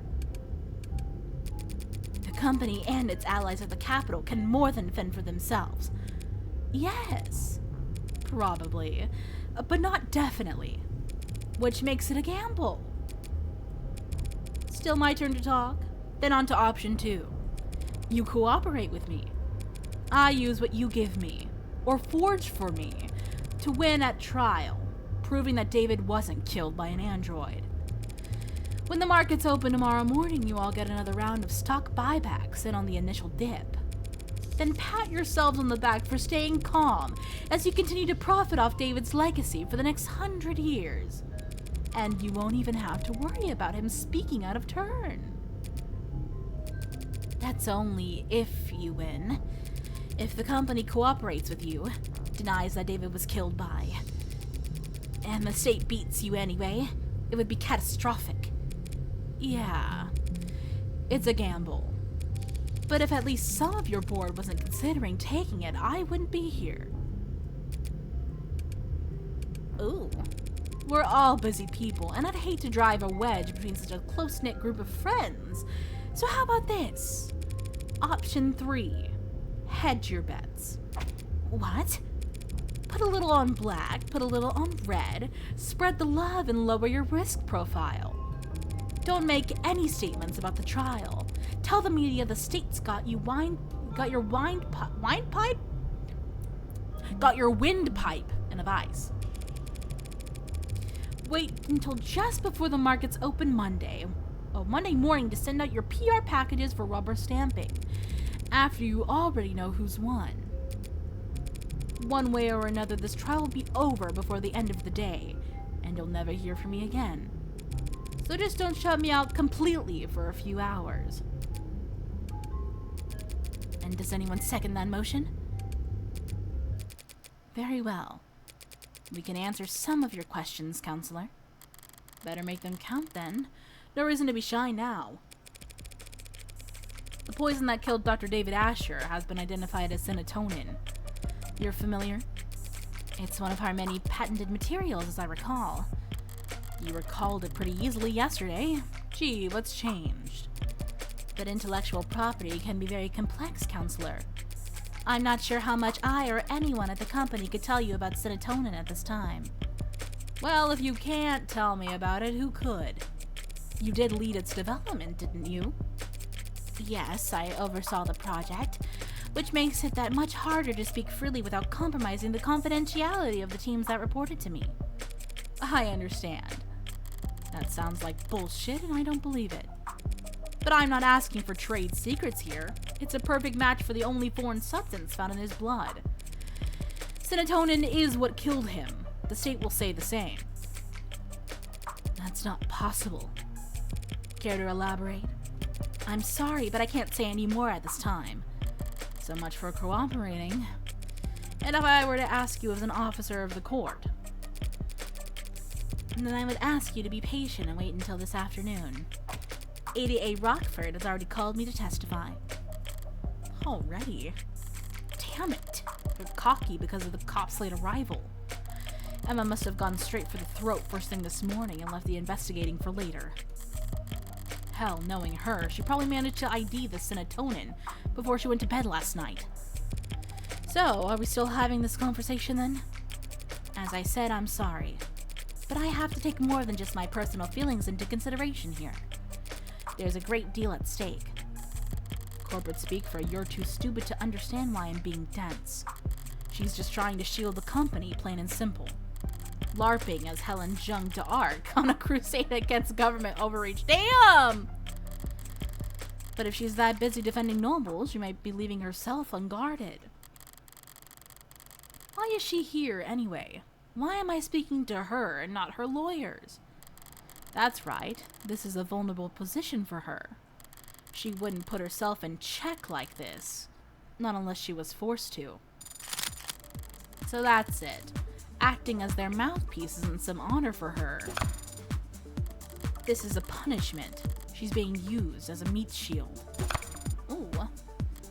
They're upset with her. Perhaps even suspicious of her. Time to find out why. David's will? Ooh, Sarah. Ooh. Interesting.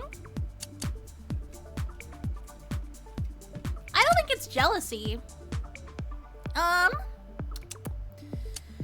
Let's try David's will? Has David's will been located? It had never gone anywhere. It's still in a safety deposit box. We'll retrieve it and have it read once all the unknowns surrounding his death have been made into knowns. So David's will hasn't even become part of the equation yet? It might not be for weeks at this rate. Is that calculated though? Ooh. Press. Aren't you dragging your feet?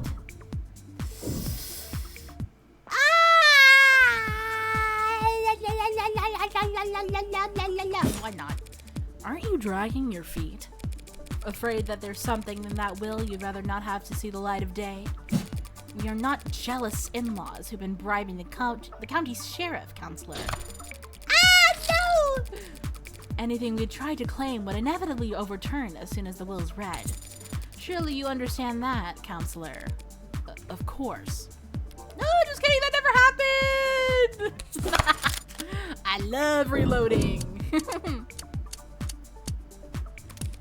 I have to admit I'm surprised you aren't more shaken up today, Miss Jung. I'm processing. After all, you and David did have a history. You started at the same time, didn't you? Yes, we were colleagues and cordial with one another. Oh. Just colleagues? Okay, girl. Don't be so modest. You helped him create the one-point doctrine that saved the company. That is a gross exaggeration. Noble is far too large an organization to be affected by the contributions of any single individual. Suppose you're right. No one person could change Noble's fortunes overnight. Except for David Hatcher, of course. But he was a once-in-a-generation talent. The guy Noble chose for the advertisements and the one they commissioned editorials about. Sorry, you're right. I shouldn't have equated the two of you. Uh-oh. I just hope his one-point doctrine doesn't fall out of favor now that he's gone. Yes, well, we certainly wouldn't want that. Well, she didn't exactly explode with rage, but she definitely reacted. There's real jealousy there. Whether it ever boiled over, though. Boo, ticka-tat, ticka-boo, ticka-tat. Sarah? Whatever else the court ends up labeling her, Sarah is a remarkably lifelike android. Had things worked out differently, you might have wanted her as the A16 poster girl. Or A17. Or 18. Could have driven a lot of sales, her cute little pout projected across the sides of skyscrapers. A hypothetical of a hypothetical. As has been made tragically obvious to all of us, the android is nothing like the A16. That it may yet be associated with our products going forward is nothing more than a massive liability. Yet you wouldn't have the A16 without her, and if they could take her apart and learn from her, they could have the world.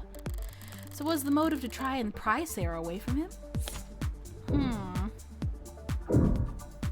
I don't think so. But I want to see. Sarah's worth a lot of money, in part because her creator isn't around to replicate her.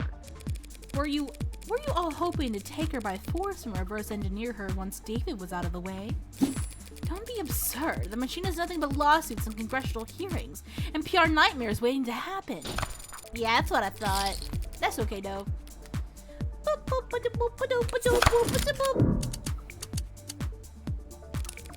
I didn't mean to pry about your relationship with David, or lack thereof. I suppose I'm just curious about his standing inside Noble as a whole. David Asher was, and always will be, an outstanding contributor to the company's forward progress. Nothing will ever change that. Not even if he was killed by one of his own creations. That would, of course, be a tragic element that would call for a reconsideration of his legacy. She was almost off guard there. Like she was surprised for me to be asking about Sarah ruining his reputation. Ooh, I like this one. I'm on press for this one. Besides Sarah, David's reputation was crystal clean. He never went against the company once. Did he? That's... Unless I'm mistaken and he and Noble were on bad terms. In that case, I might get the impression that some parts of leadership were actually glad to see him taken off the chessboard. Why did she say chessboard? That is not... Something buzzing in your ear. Fine. I suppose it makes no difference if you hear it now or at the trial, or on your feed tomorrow. Dr. David Asher was being sued by the company for breach of contract. Oh! Satisfied? Now we're talking. Well then, I suppose that's... Blackjack, baby! Damn! Oh, is it going back to normal now? Dude, what was happening in the background?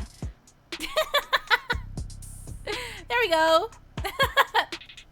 Crying in my computer going, oh, Morgan of the devil. She wants all of my energy. So you couldn't have mentioned this breach of contract earlier? Not without complicating the company's position unnecessarily. No. But there's no hiding it at this point. It'll all come out soon enough. There's a paper trail? Much more than that. We've been making moves to let him go for some time. Noble Electronics parting ways with David Asher? Must have been one hell of a breach of contract. What did he do? He betrayed the confidence of the board. Was he contesting the suit? Putting up a fight? Engaging in a legal battle against a mega corporation without even telling me? Until recently, yes. You mean until he died? How recently? We spoke on Friday. That was what you two talked about in his parlor? No, this was earlier in the day. We were in this room, actually. Him, me, and several members of our legal department. It was an arbitration. And did you come to an agreement?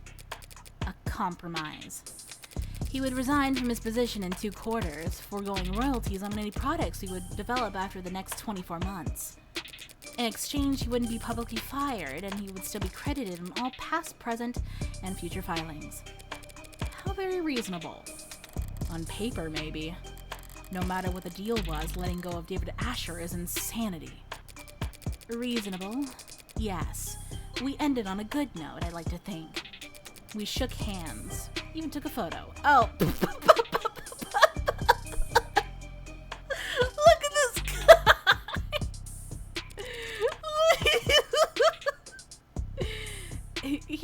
that looks lovely. His awkward little fucking hand.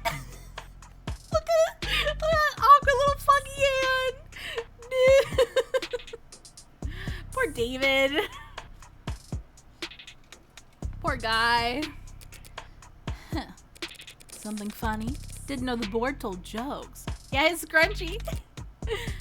They don't. That was legal, expressing their displeasure with how much paperwork my good note ending left them stuck with. Children.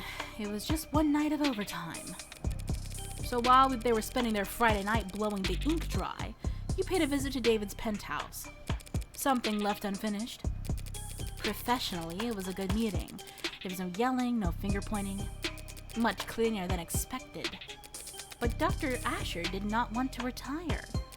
He didn't want to be forced out of the company when he was the one when he had contributed so much. David is the most antisocial person forced to his... Dude, he's so me. He's so me for real. I understand his pain. I didn't enjoy doing that to him, so I came over that night to apologize to him. I know it may not look like it, chat, but I am a very shy person, IRL. I can be very shy in crowds. But by myself, I'm chill. We talked, reminisced. When he brought out the drinks, I thought we'd be toasting to a new day. A few minutes later, he was dead. Because of that AI. That AI. Any idea how it came to be? As I said, I had no idea he was working on it. My question was more broad than that. If you really believe David built an AI, how do you think he did it? How does Noble Electronics think he managed to work around the tenants? It's quite beyond my area of expertise. And no one at the company could call themselves an expert in illegal technology. But some of the R&D department have theorized that he created what they call a wax-wing decaying priority loop, which, as I understand, is an unstable, resource-intensive theoretical method for pseudo-randomizing the weight amongst preset tenants. Oh god. Well, about as far off target as it gets with that guess. But that kind of an inelegant brute force nonsense seems a far cry from the kind of thing David would create, and I seem to have taken us over our allotted time slot. But I didn't even get to wave goodbye. You're serious about this trial? Don't I look it? You're not just making a play. You're actually going to defend that thing? I'm just defending myself, Miss Jung. Oh, yes, of course you are. My mistake. I hoped you might be rooting for me, to tell the truth. I may yet save everyone's stock options. The stock options will be alright either way. They always are. That gamble I offered your board, which outcome would you bet on? Finally, an easy question. What I would bet is that whatever the outcome, the company will eat it up and shit it out with very little difficulty. You painted an ugly picture back there, but I've already seen the future. And it's just another marketing gimmick. The great Dr. Asher, too smart, too bold, too far ahead of his time. What spark of his genius remains buried in the inspired animate 19. I guess that depends on... You were exactly right. He is more valuable to Noble as a dead man. Dead men can't step out of line or put their foot in their mouth or hold politically inconvenient opinions. To a good salesperson, a dead man is just another selling point. Pardon my outburst. I'm just tired. It's been a very long week for me. I'll let you prepare for your afternoon then, Dr. Jung.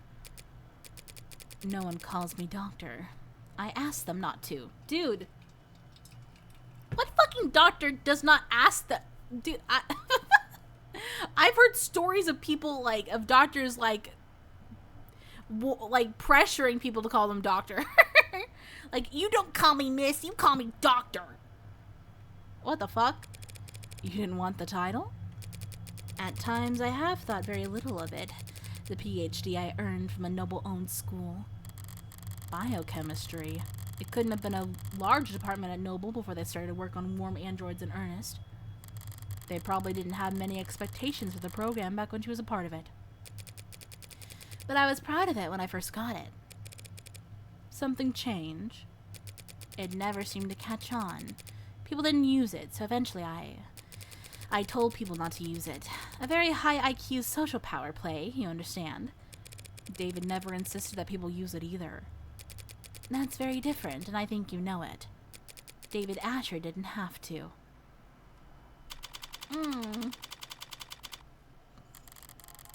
Oh boy. I'm going into this trial, my trial, with a lot less ammunition than I'd like. I'm beginning to form a picture of what actually happened, maybe even circling the drain on a suspect. But Emma won't be generous enough to give me breathing room. She'll want to end this fast. Maybe if I do badly enough, it'll flip her sadistic switch and she'll want to keep playing. Girl? So you got charged with owning an AI. First time you do something exciting in your whole life. And I gotta find out through the fucking grapevine? My life is plenty exciting. Freckles. You could bore the polish off a resume checking robot. I fucked Catholic school teachers with more active night lives than you. Oh god. Okay. So who'd you rope in? Anyone I know? Oh shit! Are you representing yourself? It's within my budget. Screw your budget, you're going to jail! Thanks for the vote of confidence. Ain't a matter of how good a lawyer you are. Anyone who represents themselves in court has a fool for counsel.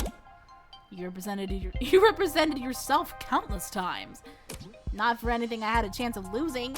Your pal hasn't even been dead 48 hours. You're too close to this. You make mistakes. The powers that be really didn't want to give me a rain check. They're taking this very seriously. It's more dangerous than that. They're scared. Is there precedent? An ad committing murder? How'd you pass law school without learning to look this stuff up? I know what the net says. I'm asking you. The answer to that is not helpful to you at the moment. Meh.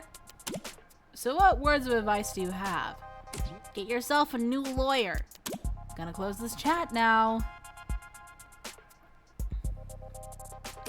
Don't lose, Freckles. Aw. You don't need to tell me that. Hi, Sarah! What are you reading, Adonai? I was reading David's employment contract with Noble Electronics before I got waylaid by spam texts. The one we found inside the panic room? It looked quite extensive. Should I skim it for you? Depends. Did you pass the bar exam since we last spoke? No, You comfortable? I am not. Ever seen that old movie with the gorilla and the skyscraper? They're bringing it to the city in. I understand the analogy, Adonai. I wish I could call it overkill. But considering the specs Sarah put up yesterday, maybe those bindings aren't heavy enough. Come to think of it, those numbers must have been faked along with the rest of what the machine read. If that was all smokescreen David added to help her lay low, then her actual strength is more like. If your joints weren't currently locked up tighter than a vice, do you think you could escape this place?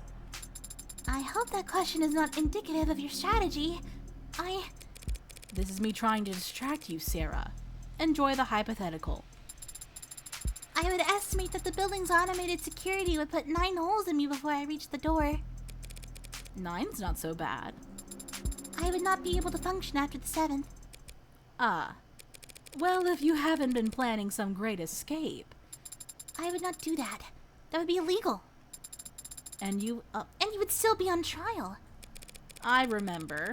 So what have you been doing all day then? I am attempting to recover memories from Friday. You can do that? It is not dissimilar from the process of recovering data erased from any other computer. Despite the difference in scale, I won't be able to remember everything, but if successful, I could recall individual pieces of information that could prove useful. That's a lot of coulds. And even if you're successful, you may not like what you find. Whatever happened that day, either you or David wanted you to forget it. Yes, but even so, I have to remember, because it's the last day that Father and I... Any luck so far, then? I can recall a slightly musty scent. Wow, case closed. What about you, Adonai? Have you formulated a plan for the trial's proceedings? Something like that. Jung insists that serotonin isn't what killed David. I don't buy it. There's no other explanation for how he died. So she is lying? And if she repeats that lie on the stand, I'll need to expose it. Somehow. Would she really commit perjury to protect Noble? To protect one of Noble's patents? She doesn't strike me as quite the corporate zealot she makes herself out to be. But you believe that she had something to do with Father's death? What do you think? I don't know. I don't know why anyone would kill Father. Considering the possible consequences of what he confessed to in his journal, I could think of... But then again, I don't understand why anyone would kill anyone. Do you? Bells tolling for thee. Means that the doors to the courtroom are unlocked. Let's... Wait, can you walk like that? What we'll have to do... Wait a second. Across the hall, that's... Oh, shit! Keep waddling, Sarah. I'll catch up. As you say, Adonai. This'll be a coin toss. You that surprised to see me? I'm not surprised you'd want to see the outcome of this trial. I am surprised you'd want to talk to me. You're defending the android, right?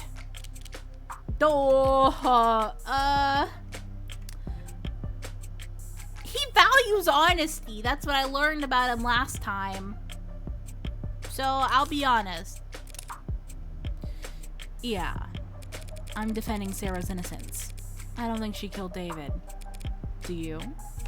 I don't think it matters. Noble is what killed David.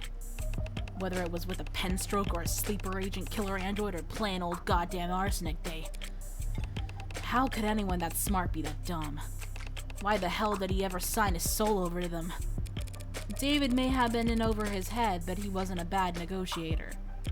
I've read his contract. His position was strong. You're the lawyer. But a guy like me, working in music, can't tell you how many people I've seen screwed over by a big smile and a fat signing bonus. No such thing as corporate generosity. If you think you're getting a good deal, it's only because you don't know how much you just sold. How much you just sold. David's real wealth lay in his intellectual property, the potential energy of it, hanging over the whole industry.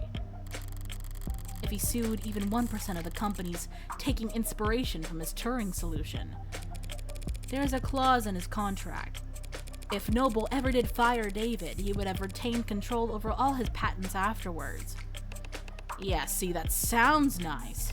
Only they never did fire him, did they? He just happened to die.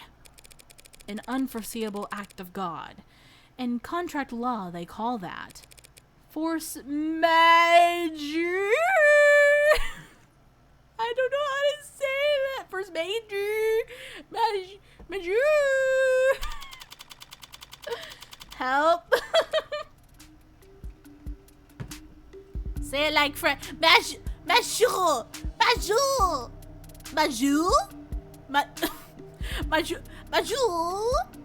Like that. I said, did you find anything interesting in the contract, Adonai? Something like that. A few things, yeah. Basically, David was well taken care of, so long as they kept him around. And he'd retain control of his patents even after being let go. What Porter said. Logically, if David were to pass while still employed, Noble would continue to control the bulk of his IP. So if they knew David was going to leave in a year, It would be very foolish of them to let father go. well, they wouldn't do it for no reason. With this contract, he could only be fired for serious offenses. Corporate malfeasance, revealing trade secrets, fraud. Father was not a fraud. He was, as they say, the greatest of all time. He's the GOAT! Fraud just means lying to the company about something, Sarah. Oh, Eyes up. Showtime. Counselor Morgan, the state charges you with possession of contraband. Contraband? That'd be you. In violation of the Safeguarding our National Digital Security Act. How do you plead? Not guilty. Very well, since it seems that we are, in fact, doing this. I'll now turn over the administration of this trial to the adjutant. But be warned, any attempt at stalling or muddling the issue, and I'll step right in and override the trial myself. Summary judgment, siding with the people. Are we understood? Yes, Your Honor. Are we going to have the same adjutant as we had before? No way. Each courthouse only has so many bodies, but the personalities swamp around all the time. So the chances of us dealing with the same glitchy mess as yesterday are... Glad to be back! Did y'all miss me? Hell yeah, she's back. Forget I said anything. I'll just go crawl under a rock and die while you make your opening statements. The defendant is the owner of the Android registered under the model name Sarah with license number 120-29280. She hasn't contested this, and I doubt she will. So the question of ownership is already answered. All that remains is to determine whether Sarah qualifies as contraband. It's a charming android, incredibly well made, a masterpiece and the last known work of a great man. But when we look at the evidence and the facts surrounding the death of Dr. Asher, we're forced to conclude that said android is responsible for his death. And that conclusion carries very serious implications. I will prove here in court today that the machine standing there killed David Asher. Not through an accident or a mismanaged dosage, but through an intentional poisoning. I won't ask the court to judge this machine on its apparent sentience, its range of emotions, or the free will it may or may not possess. I only ask the court judge this: creation on what we will prove it to be more than capable of. Patricide.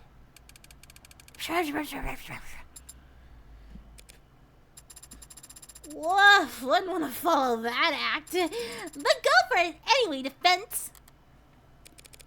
Your Honor, what the DA said is true. What did she just say? Did she just admit? Oh my god. Sorry, just the first part. This android is charming, and it is the work of a great man. The rest of it was pure speculation based on little more than a few bad camera angles and a phobia of anything new. I do own the android you see here. It was bequeathed to me by a man known to most of the people in this courtroom as the father of modern machine intelligence. To me, he was just my friend. And if I thought at any point that this puppet had anything to do with his death, I would have dragged it to the chopping block myself. But I don't believe that. I never have. Sarah is an android, nothing more. It isn't capable of homicide, and it didn't even commit manslaughter. It's just a well-made machine. Any fears one has about its capabilities are projections, nothing more. And it troubled me greatly that the state is spending valuable time and resources on rushing to pulverize Dr. Asher's last known work, when it could be going to the very real, very human forces that were responsible for his death. Ah, thank you for water.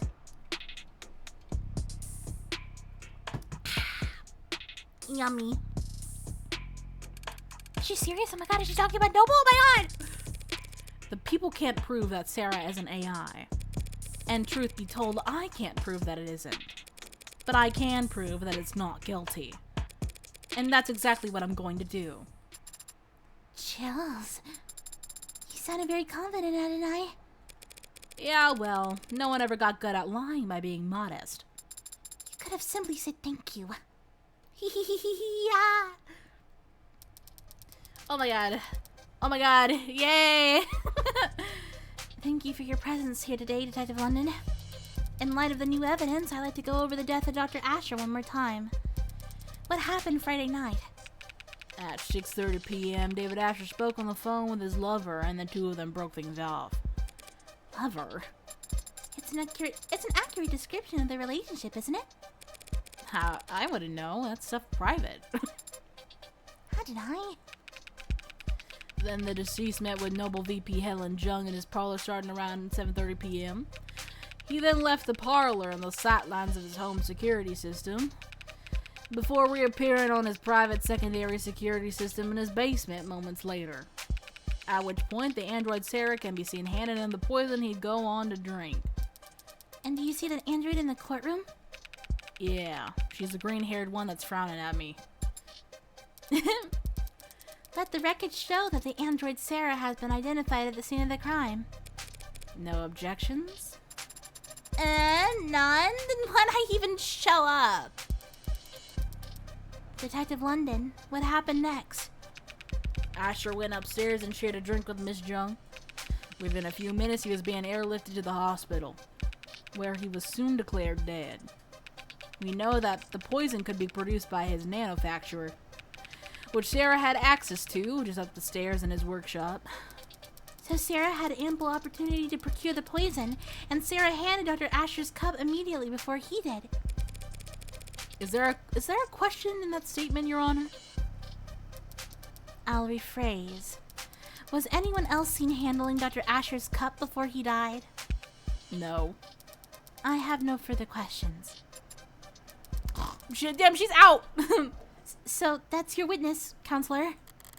He wasn't lying per se, but there was some ambiguity in the statement he gave. Truth's gotta come out one way or another. If Emma won't push, I'll have to pull. I'm going to save right now, because I have a feeling something's gonna happen. Oh, hell yeah, I knew it! Okay, we got talk screen, we got basement footage, and we got whiskey! Don't know what this would do. Then at 7:30 p.m., Helen Jung arrived. Okay. They spoke briefly. I went downstairs to get drinks for them. Yaha. Cameras in the basement show Sarah handing him the cups and the whiskey. So after he came back to the parlor and started drinking, it wasn't long until he lost consciousness and died. The court procedure is pretty accurate other than the big robot. The writer was in law school? Really? That's cool. Hold on, I didn't read the whole thing. I was...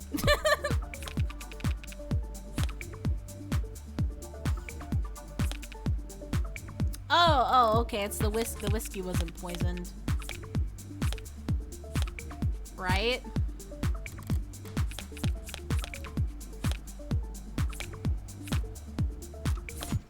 That seems like it's it. Boop. Is that it?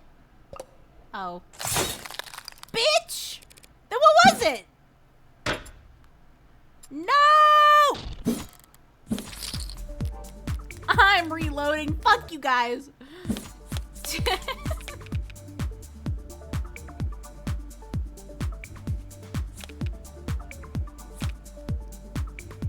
Was it the talk screen then?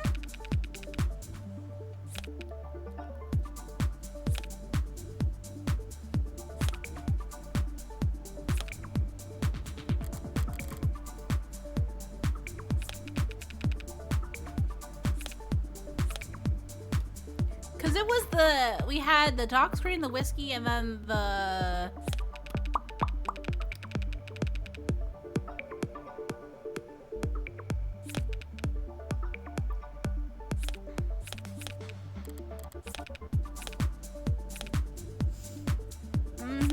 Cameras in the basement show Sarah handing the cups from the whiskey. Yeah.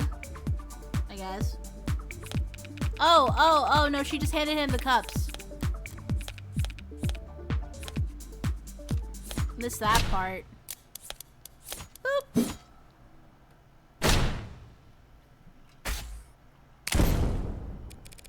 god, I love Emma. Look at Emma. She's so cute. Even though she's so mad. I love her. Listen, when any game or media has a chubby like person in there, I'm just like boob window sweater is a look. It is. I love, like, Emma's like not even like super chub, but she's got like chub around the tum, and I need that. I need that more in character design. Anyway, check that footage again, Detective London. We only see Sarah handing the victim a cup. He had already retrieved the whiskey himself. Oh yeah, I forgot about that. Detective London just wasn't being specific enough, Your Honor. But it matters little since it was David's cup, not the whiskey bottle that was poisoned. Not only is she chub, she's also hot. Exactly. Weird flex, but okay. All right, girl. Why are you saying these things? This is 2086. And that undeniable fact is shown clearly in the security footage. Sarah hands him a cup after he was ready to leave. True, she did call David back and handed him a cup of poison.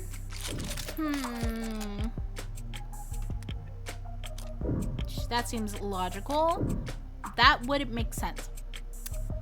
I bet she gets pretty out of the court. Oh my god, guys, you're crazy. Wait, I have no room to listen. Oh wait, I have no room to I have no room to judge. When I found Morgan to be the heartbreak killer the first episode, I literally licked the screen. So I can't judge anybody. Okay.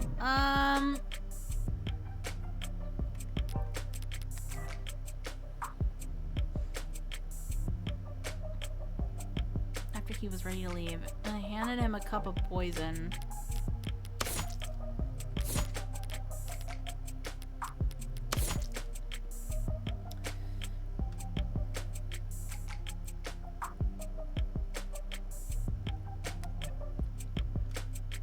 No, but fuck it. If the cup was already poisoned, don't you think David would have noticed it wasn't empty? Well, not necessarily. The lethal dose could have been quite small. If it were just a droplet, he could have easily overlooked it. For Sarah, this crime was very simple. There was too little to the plan for anything to go wrong. When she handed it off, she just had to wait for him to drink from his cup. Is that all she had needed to do?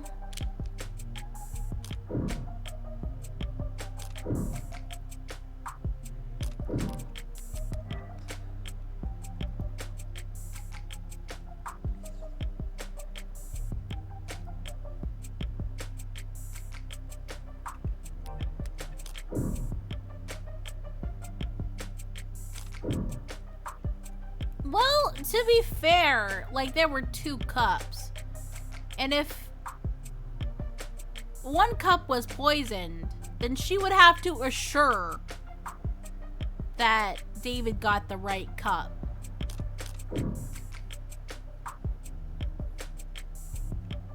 But that wasn't enough to poison David. Serious crime. Okay, I'm gonna raise. I'm gonna see what. Did I save? I'm gonna raise. Not a great plan if that really was Sarah's move. She gave him 2 cups. How could she have known which cup David would drink from? Yay! I'm right! There are a few ways to go about it. But it's only a 50-50 shot, counselor. Stranger things have happened. Oh, stranger things! There was no way to know the right cup. It's possible that she knew the right cup. But even still, David wouldn't have known the right cup. Like, she could have known what the right cup was, but David wouldn't, so how could she have, like, made sure that he drank out of the cup? That's the problem. They're two very similar cups, and if it was small enough as a droplet in one of them, then he wouldn't...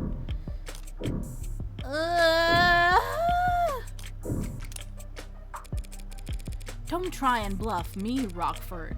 There was no difference between the cups. It's not a bluff. Sarah handed the cups to him in one stack, with the poison hidden in the bottom. What? Okay, bitch. Okay, bitch. Bitch.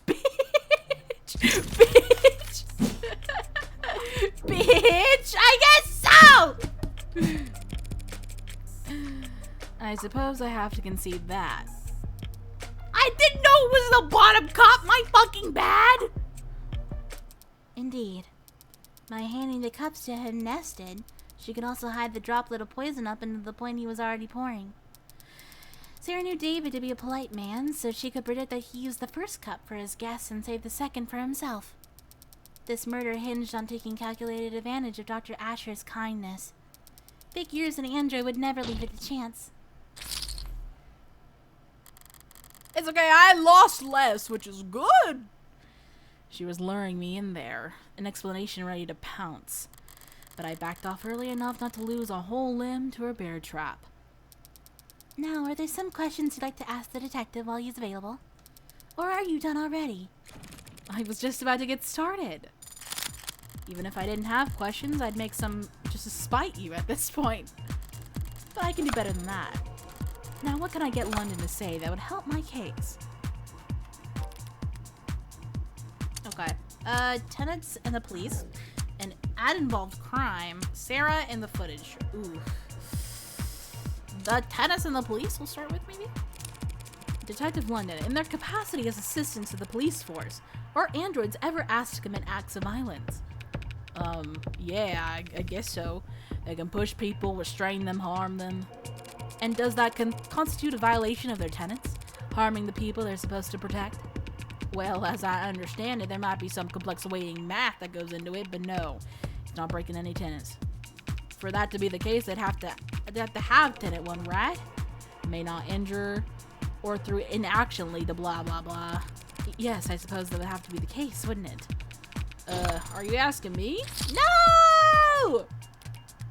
Why did I choose the one that was wrong? Detective, do you know about how many violent incidents the city's police have investigated in the last year? Not the exact number. Thousands, though. Yeah, around there. And of those thousands of incidents of violence, do you know how many of them were found to be the fault of automated dependents? I believe there have been 6 in the last 5 years. Were all 6 of them incidents of police licensed ad-involved brutality? Relevance, Your Honor? Withdrawn. How many tenants protect humans? Probably a lot. If I had to guess, probably a lot. But gambling! As an aside, detective, do you know how many tenants are recognized in this country? 110? 112 as of this year. Couldn't you have given me that one? Do you know how many of those tenants pertain to protecting humans from harm? That one I do know. 4 to 1. And lastly, detective, how many times in the last, say, century have we seen automated dependents break their tenants? 5 times, as the agreed upon number. So if you were to tally that all up and try and make an evaluation as a police officer charged with protecting civilians, overall you would say that automated dependents in general are how dangerous to the public? The witness is not an expert on automated dependents, Your Honor. He's more than qualified to say whether they have a history of violence, Your Honor. What the heck? Let him answer! I would have to say that they are not dangerous. Normally that would have bought me some doubt with the jury, but this isn't a traditional trial. At least I can say I shored up my own confidence. Okay! Ha ha ha ha! Sarah in the footage, I guess, dude. Detective, in the footage we just saw, could you see what Sarah was doing? Not exactly, no. Her back was to the camera and her hands were obscured. Could you see her hands from any other clip of camera footage retrieved from the basement? No. Did you or anyone else participating in the investigation ever see Sarah put anything into David Asher's cup? No. The footage submitted to the record is the best available view of what happened. Ooh. Wouldn't Sarah's eyes record it? Well, okay, I guess we're not gonna... I guess we shouldn't press. Alright, seems like that's the closest I'm gonna get to. Blackjack! Baby! I believe I've made my point. I have no more questions for this witness, Your Honor. Then we can move on to the next item on the docket. Looks like Emma wants to introduce some new evidence. I call Sarah to the stand. Oh! The android, can she even do that? Holy fuck! Approach, Your Honor. Oh, You're approaching me.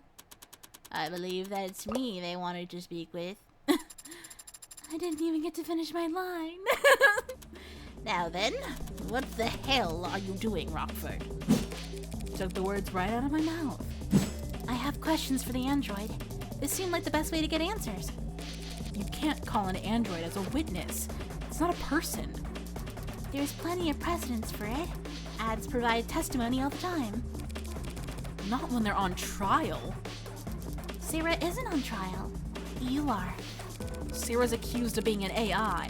That means you don't trust a word out of its mouth. If the witness isn't to be trusted, the court can decide that for itself after hearing their testimony. Why the ambush? Why do you list this as entering evidence, D.A. Rockford? Only people can be witnesses, Your Honor, and ads don't have legal personhood. Evidence seemed like the best word descriptor. You know I can't make an android swear an oath. Rockford is just trying to spoil your opinion, Your Honor. The more this court treats Sarah like a person, the more you'll see her as human. And the weaker my case becomes in your eyes. Nice try, counselor, but we don't have time to worry about my impartiality. You're free to call for a mistrial if you want, but the state will have turned Sarah into slag before you even finish signing your motion. Rockford's calling a witness that is blatantly hostile to her case. If the witness is hostile, so be it. It did kill a man after all. Allegedly. What about the right to avoid self-incrimination? Who's the one treating Sarah like a person now? Androids don't have rights. What? What the fuck? Damn it, that's... The android will take the stand. Your Honor. I've made my decision. And if Sarah refuses to take the stand, are you going to charge it with contempt of court? If the machine won't talk, you'll make every effort as its owner to ensure that it does. And if it disobeys you, then we'll have our answer about its sentience right then and there. Yes, Your Honor. Shit. What's going on? The DA is going to question you on the stand.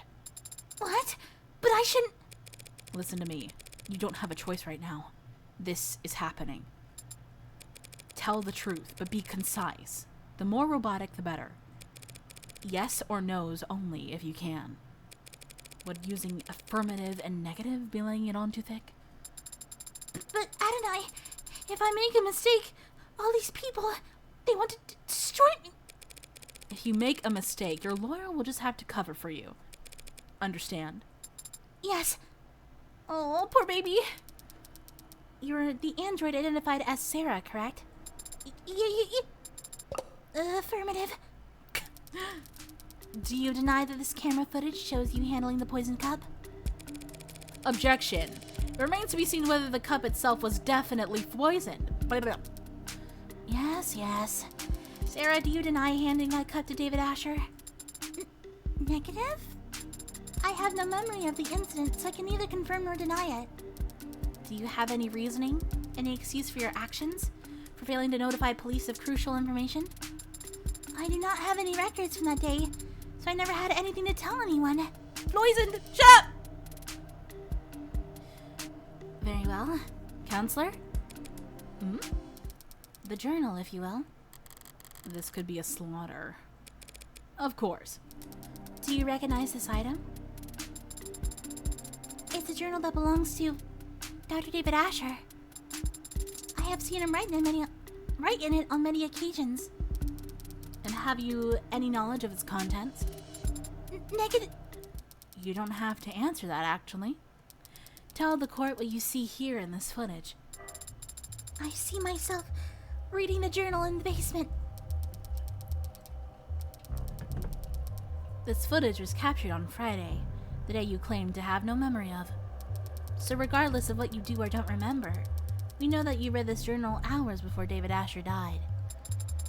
That is logical. I'd like you to read some passages from it for the court. Can you do that? Of course. Page 238, the 10th line. Sarah is growing faster than I ever expected, beyond my wildest dreams or fears. Today, she... Continue, please. Today she broke every password I have in the house. She said she was curious. I can't expect to keep things from her forever. Page 251, line 12. I have gravely underestimated the scope of things. Sarah could change everything, and I don't think I could stop her. He wasn't... Page 263. Damn it. If this keeps up, Sarah's going to fall to pieces up there. Uh-oh. Raise an objection or stay, or make her... Oh, I want to save my baby so bad! Sarah! Badgering, Your Honor. Badgering what witness, counselor? I'm just making the android do some simple tasks. No! No! Sarah! I have no grounds. I don't have a leg to stand on here, and Sarah doesn't have a shred of legal protection to speak of. I just have to let this play out. Page 263, I said. I think Sarah was angry today. When I came back from work, she had ripped the Zen alloy plate in half. She said she was testing her strength with the cameras. That was... Page 267. Sarah scared me today. If she starts bawling on the stand, it's all over. Your Honor, I fail to see the value in continuing this line of questioning. Dr. Asher was wary of a highly experimental android he was building, as any good scientist would be. That's been established. Do the people have a counter-argument? I have just one last question if it pleases the court. Let's hear it. This footage was captured in the basement on Friday around 5:30 p.m. Tell the court what you see. I see myself standing where I was when I read the journal. I'm speaking to someone who's off camera, and I appear agitated, and I stomp my foot. And what happens to the floor after you stomp your foot? A large crack is made of the vulcanized polymer, and I walk off camera towards whomever I had been speaking to. Speaking or shouting? Asked and answered. Not really, but I'll withdraw the comment nonetheless. You're a witness, counselor, or evidence if you prefer. Damn, she knew she could cherry pick all the worst passages from the journal, but still. If Barrows isn't wasn't wavering before, oh my god. Should I try to have Sarah read the mushy parts? No, the waterworks would start after only a few lines. Emma went to all that trouble to show how emotionally developed Sarah is, proving that she loved David like a father would be playing right into her hand. What do you say, counselor? Got some burning cues for the android to answer? Yes, Your Honor. Just one moment. Emma went for emotion, and the impact was devastating. So all I can do is focus on the facts. So let's flip this around. Say Sarah absolutely didn't poison David. If that's the case, why did she call him back on his way out of the basement? Wait, that's... I'd actually like to ask you to read from the journal again, Sarah. You would? From where? From the section that explains what you were actually trying to do that night. The section of his journal detailing.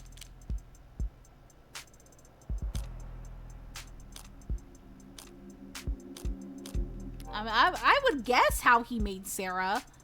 That's what I would fucking guess. The latest sections of the journal are all about Sarah. Oh, okay. My fucking... Okay, why would she... I don't think she'd do that.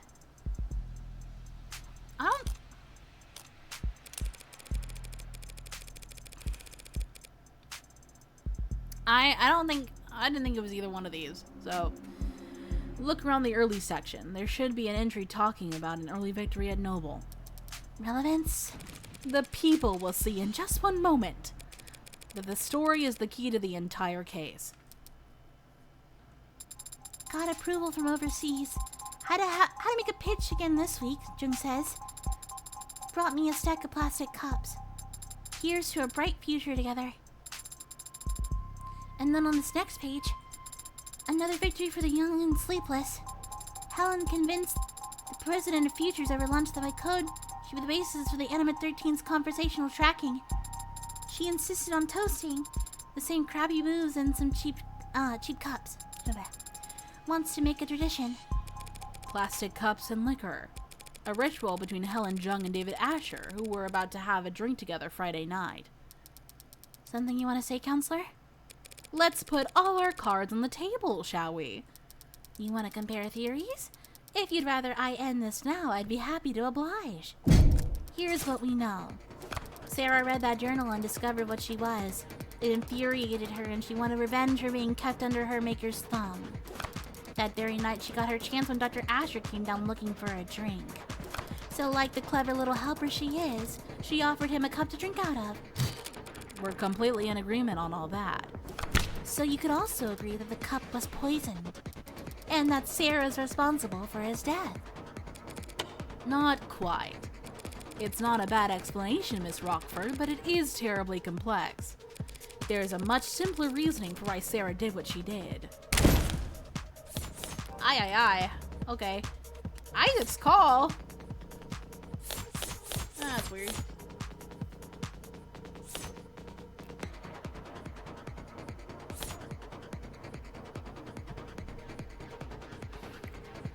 I mean, like, it's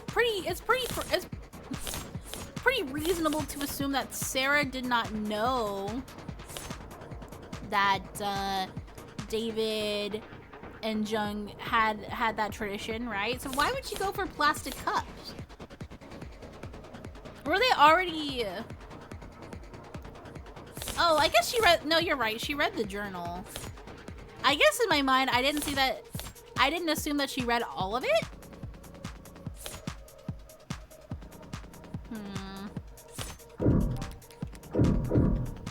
Sarah gave him that cup to poison him. I don't know why the fuck... How fast... Yeah. That's true. I don't know why the fuck Isaac's call here, so I'm gonna... make sure that doesn't exist. Okay. Sarah's papers proves the ownership of Sarah found inside panic room. Was she looking for that?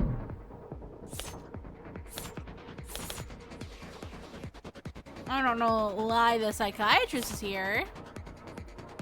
I know. That's what they always do in these types of games. Red herrings are pivotal for confusing the player. May as well put her Laura's badge. That's what I'm saying.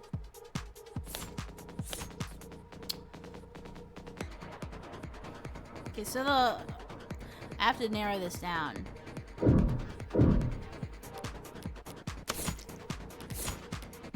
So we have Sarah's papers. Okay. Tax-free. Love. What the fuck is the psychiatrist doing here? I don't see how these two have anything to do with it, so it's either has to be these two. Is there anything new with the story?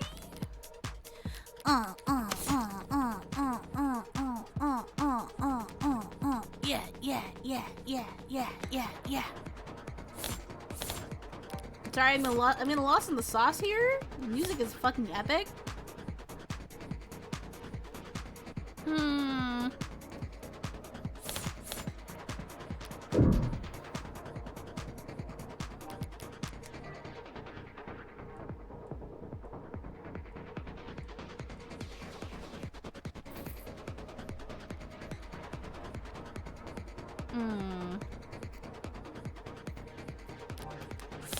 it's this.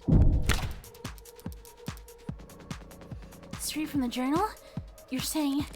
Sarah wasn't planning anything. She just was being considerate. That's so sweet! But I don't follow it, like, at all. It's actually quite simple. Sarah's not an AI. She only threw a tantrum that day because she found out she was being spied on. A realistic reaction for an android designed to be realistic. David Asher set her memory to be cleared himself because he wanted to preserve the experiment he was running.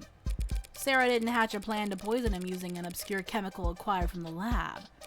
And she didn't subtly manipulate David into drinking from only one of 2 cups. Because the android read the whole journal that day, meaning she also read how David and Jung used to celebrate. And so when she saw David was leaving the basement without the nostalgic cups, she called him back to hand them to him. Simple, right? Simple enough for me, but not nearly good enough for me. Queen, queen, queen, queen. What's more likely, Miss Rockford? That a well-made, clever android proposed a sentimental addition to 2 friends' evening? Or that a homegrown AI with groundbreaking physical and digital abilities concocted a complicated poisoning scheme just to kill an unimposing man? All on camera, mind you, before voluntarily submitting to a memory wipe. People make all kinds of stupid mistakes when they commit crimes, Counselor. We shouldn't expect an AI to act much differently. Is it stupid or dangerous? Can't have it both ways, Your Honor. We can if it's ignorant of its power, and still immature. A deadly trait to have in an AI that's capable of anything. Shall we see what Sarah's capable of then, Your Honor? What? You can't be... Your Honor, that's... The people opened the door. True, and I can't resist open doors. Let's do it! What are you even... Sarah, David Asher was your creator and your designated owner, correct? Should I still be using affirmative? And now that title falls to me. Yes? Great, thank you. Now turn off. What? Shut down. That's a command. Power on. What are you... Off. On. Tonight, I don't... Off. That right there, ladies and gentlemen, is what fearsome machine menace is capable of. I can put it to sleep with one word. Oh my god! Sorry.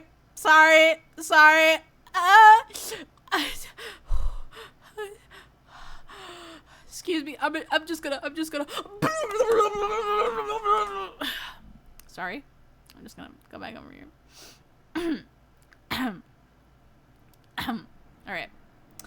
Okay. So how could David Asher ever be threatened by it? Scary. Scary good logic. You've made your point, Counselor. Let's move it along. Yeah, literally. I've no further queries for the machine, Your Honor. I just had to motorboat her for a little bit. I hope you understand. Thank you. For flipping you off and on. Can't imagine that was comfortable. It wasn't. But I wasn't referring to that. Since yesterday, I've been searching for an answer to why I appeared on that camera. I know I would never hurt Father, but... You helped me prove that to myself just now. Hadn't I?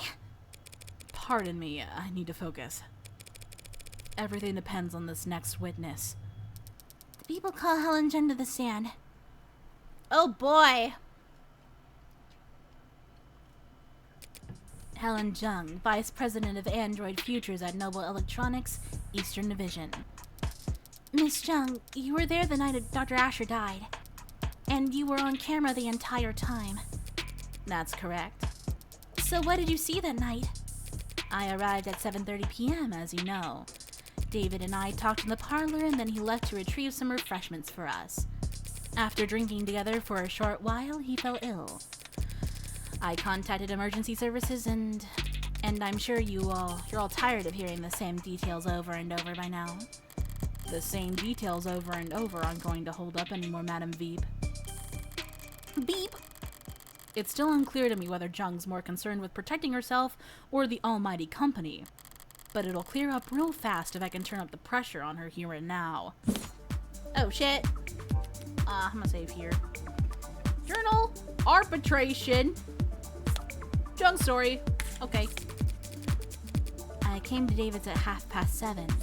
We chatted for a short while about some low-priority work, nothing heavy.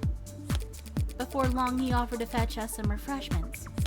When he came back, we shared a drink together. At the time, I didn't notice anything strange. We were just reminiscing. I didn't think his life was in danger. But then he became ill.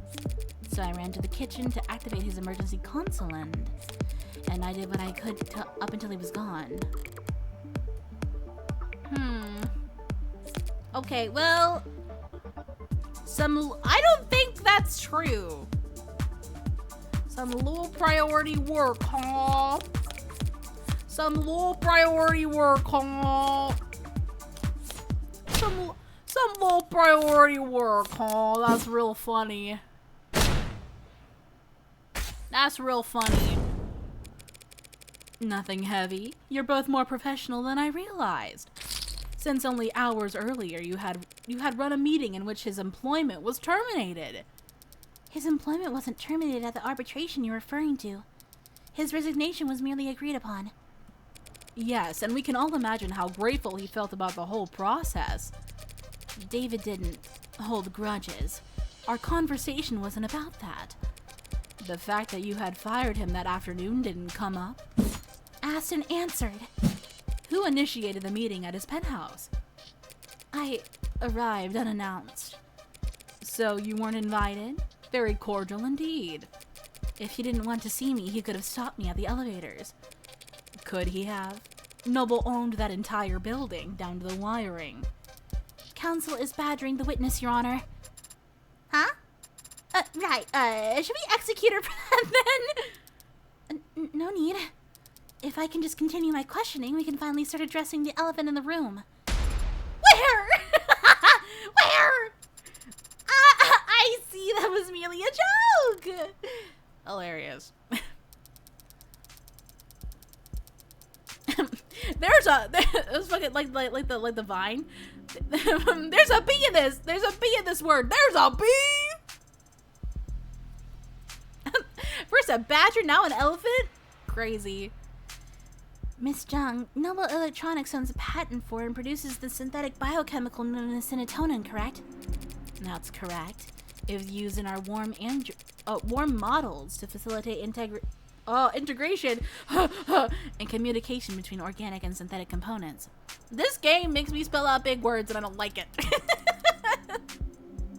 This game makes me say big words.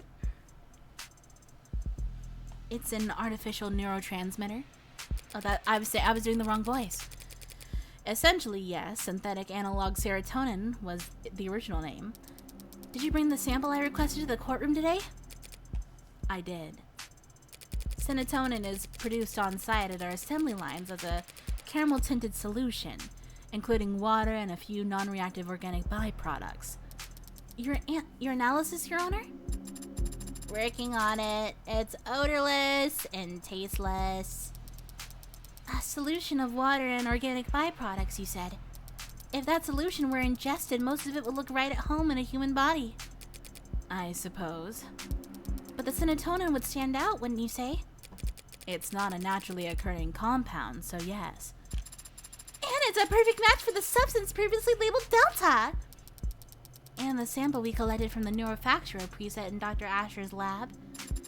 That's a bingo! The witness's brown stuff matches your brown stuff down to a T! In light of this evidence and the witness's testimony, I motion that the court formally recognizes that Dr. Asher's cause of death was serotonin poisoning. I don't object, Your Honor. Then I'm afraid that I must. Oh. Excuse me? Serotonin may very well have been in his body when he died, but serotonin didn't kill Dr. Asher. What? The hell is she up to? It couldn't have. It couldn't kill anybody. What? Because it's non-toxic, of course.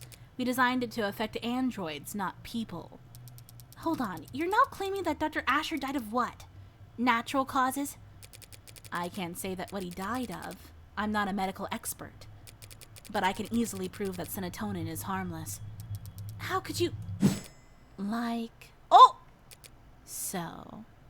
Oh, shit! Huh. Didn't see that one coming. What? What?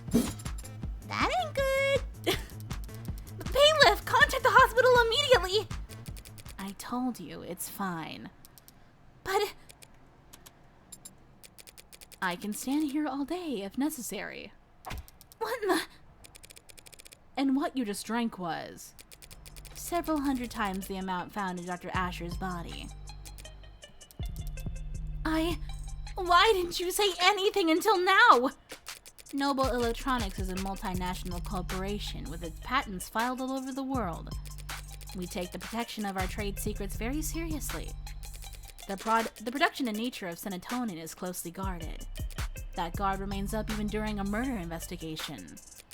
Unfortunately, I would have been able to tell you earlier had you asked directly. What the hell kind of... This can't be right. Nothing else makes sense. Boy, howdy, I'm lost as hell. But do you have any further questions, Rocky Bird? Not at the moment, Your Honor. And, In the defense? the prosecution's own witness just threw the entire case into question. Normally this would be cause for celebration, but shadow of a doubt isn't enough this time. Barrows would much rather bring down the gavel early than let a potential AI walk free. What Jung did was shocking, but what I need to do hasn't changed. Think this through, logically. Is it really possible that serotonin had nothing to do with David's death? No, it's bullshit. It can't be a coincidence. There's nothing else that could have killed him. But Jung just drank serotonin in front of us and she's fine. So it was a fake? No, it was confirmed by the court computer to be the genuine article. So she drank poison, but isn't showing any symptoms. Where's my tongue? My tongue? But isn't showing any symptoms. Is it slow acting? If so, her grand gesture would be pointless. She'll be kept for observation regardless of what happens next. Did she take some kind of antidote beforehand? No, and antidotes are developed for poisons, not industrial chemicals. David's dead. She's alive. What made the difference? Wake up. No sleeping on the job. Unless you're me. Of course, Your Honor. Allow me one moment to explain things to the court. We've confirmed just now that serotonin was the foreign compound in his body. And we all know, logically, that it must have been what killed Dr. Asher? No, there's not even doctor in there. Killed David Asher, Jesus Christ. They say Dr. David Asher a lot. I'm gonna be so for real with you that my brain is just like, Dr. David Asher. So what's the key difference between what David drank that night and what she drank in front of us just now?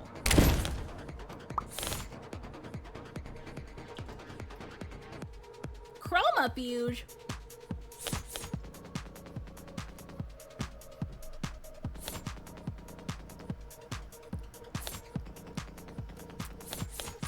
Oh.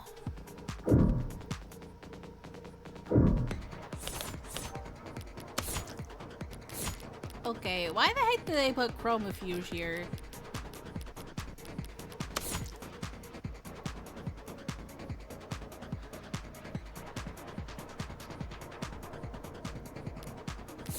That's interesting. We got whiskey. An emergency console. Don't know why that's there. She just drank exactly what David did. Or the water glass.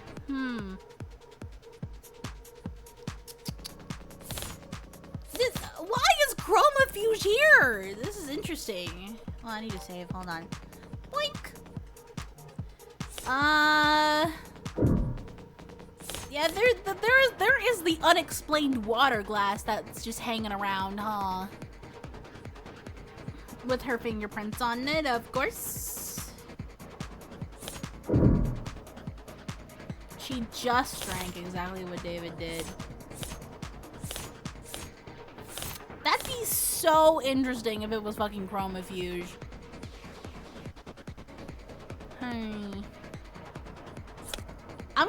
I'm gonna try it just to see what happens. I can always reload.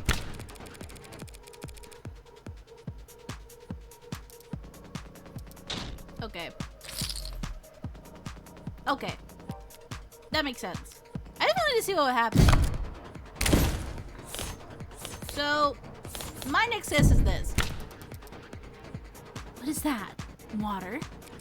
The universal solvent and the key to this case.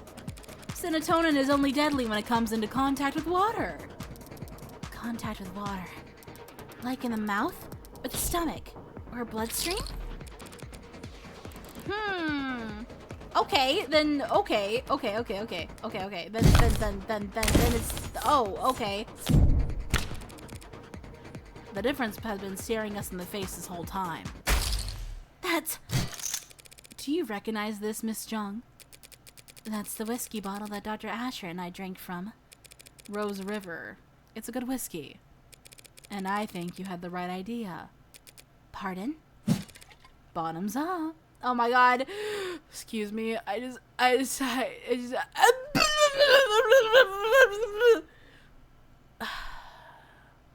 Can I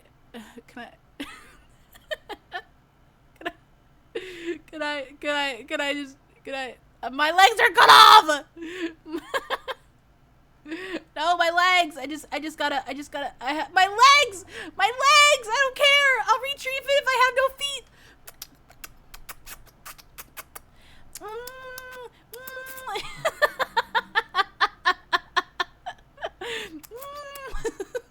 Okay.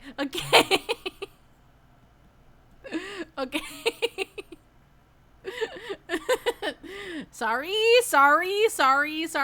Regularly scheduled break for me to motorboat Morgan and kiss her. Your legs are longer than I thought they would be. What do you think? I have short legs? What the fuck? That's so mean. Smooth. What? How did I... Dear God, counselor. Scandalous. Relax, it's just whiskey. Tested a dozen times over. Perfectly safe. They're 10 times the height of your body. Hey! Leave my legs alone. They're made by my wonderful mother. So would you like to try some, Miss Jung? Don't be absurd. I'm not going to drink on the witness stand. Have you lost your mind? I'm not asking you to get plastered. Just have a sip. After all, if we want to prove whether or not serotonin killed Dr. Asher, we have to recreate the conditions under which he ingested it. By mixing it with alcohol. Go ahead then. Just a taste. Prove to us that serotonin is perfectly safe for human consumption. Is this... Can she do this? Miss Jung? I never said it was safe for human consumption. Just that it's non-toxic. A distinction without a difference. You saw firsthand Dr. Asher confused, slurring his speech, complaining of headache, all symptoms of poisoning. Alcohol poisoning, that is. Ooh! Serotonin is a neurotransmitter. Neurotransmitter analog. Maybe it doesn't do anything in the human body on its own, but in combination with alcohol, it acts as a powerful depressant. One strong enough to turn a glass or two of whiskey into a lethal overdose. Barrows, drink a bitch. That's just... Even if that was the case, what does it change? It changes whether or not we can accept the witness's testimony. Even if this witness is a liar, what does that change? Why would the witness lie if not to... She's a corporate climber. I imagine it's like breathing for her. Your Honor, this is wild! But ultimately irrelevant. Irrelevant? When you've yet to establish an alternative interpretation of the facts, yes. What are you even accusing the witness of doing, counselor? Beyond angling for a promotion. We've all seen the story by now. Noble android saved soldier's life with warm blood transfusion. They're talking about putting warm androids in the military just because of that headline. With the size of their flesh and blood price tag, a defense contract like that would secure Noble untold profits for years. So imagine the lengths they'd go to hide the fact that their androids have poison in their veins. Dawes told me the truth about what Noble really thinks of that article, but he never testified to it. At least I know for sure Emma's wrong about this poisoned blood nonsense. And you think she'd perjure herself for that? She's a high-powered corporate executive. It's her job to assess risk versus reward. And she can afford the fine. As I said, it's not truly poisonous. And the chances of cross-contamination from a simple plasma transfusion are... Damn, now she's regaining her composure too. A perjury charge is a real risk, of course, but Noble rewards loyalty. And as you know, they have a great number of lawyers. Plenty of motive to lie about serotonin, as you can see. But no motive for her to cover up the death of Noble Electronics' golden goose. No motive to kill David Asher, you say?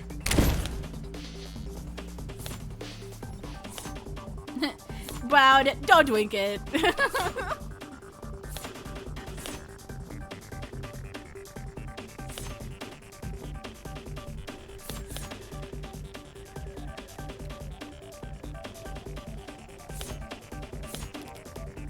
I'm gonna guess that it's the contract, right? There's plenty of motivation for her and Noble to want David dead, seeing as how they were firing him. Noble Electronics was kicking their golden goose out of the nest, suing him over breach of contract. Isn't that right? I don't have to talk about that. That's all right. I'll talk about it for you. Your Honor, counsel is trying to testify when they're supposed to be questioning. The people opened the door when they claimed that the witness had no motive. This is absurd. You have no idea what you're talking about. I'm sure I can speak for the whole court when I say we feel nothing but reverent awe for the complexity of Noble's legal woes. But I just so happen to have an inkling of insight into this issue, because I have here a copy of Dr. Asher's employment contract. That is confidential. It is completely improper for you. Why? I am still technically his attorney. Criminal attorney. But I didn't just stumble across this document. I also did the one thing Noble Electronics would never expect anyone to do. I read their terms and conditions. You what? That's impossible. No one could ever. David must have negotiated well at his last performance review. This contract allows him to take his patents with him should he get fired, meaning Noble couldn't monopolize his IP once he was out. Rather than let their competitors have him, the company might have thought it best to... A company didn't poison David Asher, counselor. An individual did. And if they cared that much about controlling his intellectual property, they wouldn't fire him in the first place. Correct. They wouldn't let him go for anything less than a complete breakdown of trust. He'd have to have done something grave. Something like, say, committing fraud. Just now you said there was a breach of contract, like it was some kind of technicality that was causing the split. But it was much more serious than that, wasn't it? You're claiming the victim committed corporate fraud? Where's the evidence of that? David created the Turing solution that every one of their androids has run on to this day. And Noble reaped enormous profits capitalizing on his intellectual property. With how his contract was set up, they could never let him go, unless they absolutely had to. Then what exactly do you think David Asher did? It's not what I think that matters, only what the company fears. Yeah. I mean, my first guess is Sarah, but...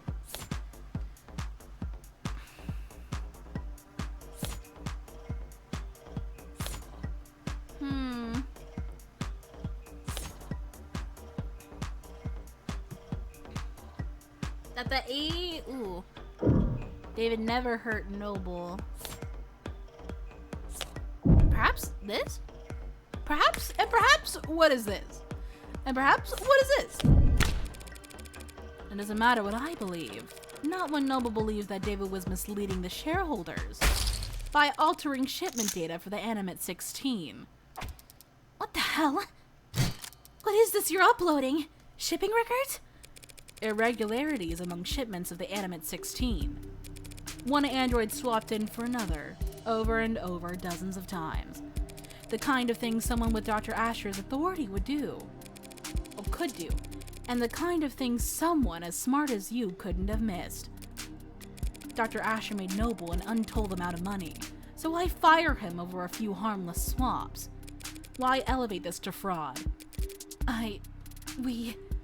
You have evidence that it was David Asher who did this?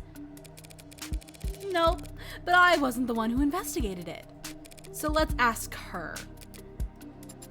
Come on now, let's hear it! Let's. Sorry, I'm old. The company investigated and found cause for serious concern. We suspected that Dr. Asher was inserting androids of unknown origin and quality into the 16th product line, introducing unpredictable elements in an extremely stable and profitable generation of androids. Why would he do that? For pride? As a practical joke? Does it really matter? He endangered the future of the company. So you prepared to fire him? Yes. I approached him as his superior, and as someone he'd once worked with. I hoped to remedy the situation. Was the meeting on Friday part of those efforts? It was the culmination of those efforts. And in many ways, it was a success. The dispute was resolved swiftly. It was practically friendly, compared to how these discussions normally go in our world. So you brokered the meeting? Yes. You oversaw its every detail, handled all the arrangements? Yes, of course. Including the refreshments? Ooh! What? Did you provide coffee? Tea? No. Strange, it must have been a long meeting. Surely you at least provided. Water! Water! Jelly donuts? Surely you at least provided water to people. What are you asking, counselor? That's what I want to know. Oh my god, water, thanks. Hope it doesn't kill me. Me as well. We're past the point of asking. I'm accusing. Dr. Asher didn't have some kind of freak medical accident, and he wasn't killed by some terrifying two-faced AI boogeyman. He was poisoned by this woman in the light of day, at that meeting Friday afternoon. Did you really just... What do you mean poison at the meeting? That was hours before he showed any symptoms. Just don't drink any alcohol. As Ms. Jung testified and demonstrated, serotonin on its own is harmless, but it becomes fatal pretty easily. You just need to convince your victim to have a drink. You're saying he ingested the poison at noon and inadvertently triggered a fatal reaction with it that night? How could you? How could you get so far ahead of yourself?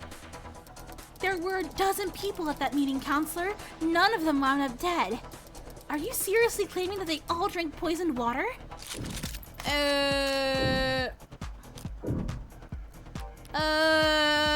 Fuck it, we gambling. Of course they all drank poisoned water. So why are they all dead? Or aren't they all dead? Because as those people will surely attest, Helen Jung made sure they'd be doing paperwork for the next 12 hours. Working late into the night officiating the settlement she arranged. And not drinking alcohol. She had no guarantee about that. What if they started drinking after 6? With Noble's work-life harmony, fat chance. These people don't clock out until they reach their bunk. Only a generational talent like David Asher could afford to relax with a drink on a Friday night. His exceptionalism singled him out as her only victim. Hold it. You're forgetting something pretty basic, counselor. If everyone at the meeting drank water from the same pitcher, any one of them could have noticed if there was serotonin in it. Serotonin is a brown fluid. Whiskey, too, so it would be easy to slip it into a glass of liquor. But if she had spiked the water at the meeting with it, it would have looked disgusting. There's no way she could have poisoned the water without people noticing. All of what Emma said is true, and yet Jung pulled it off anyway. How?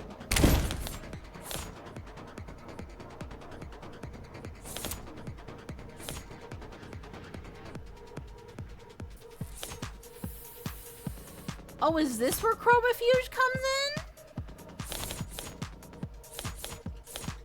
Okay, why do we have the lab nanofacturer and the nanofacturer? That's kind of great.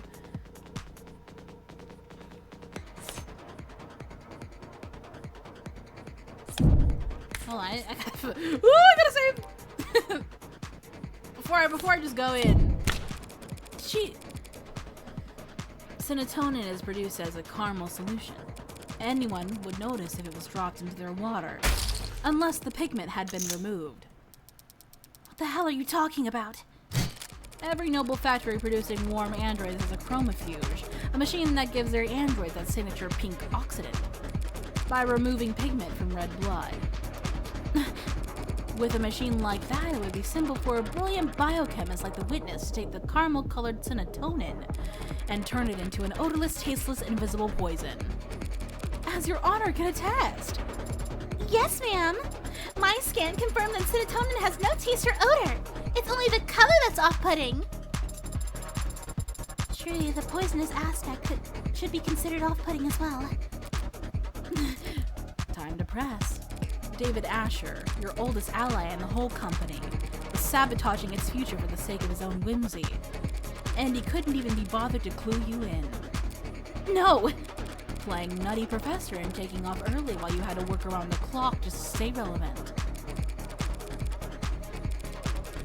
I like how when you presented the chromafuge before, Morgan tried basically. Yeah. That's what see here. That's what I was thinking. Cause when chromafuge was presented, I was like, okay, something had to change color. So I thought the serotonin changed color at some point, and I was right.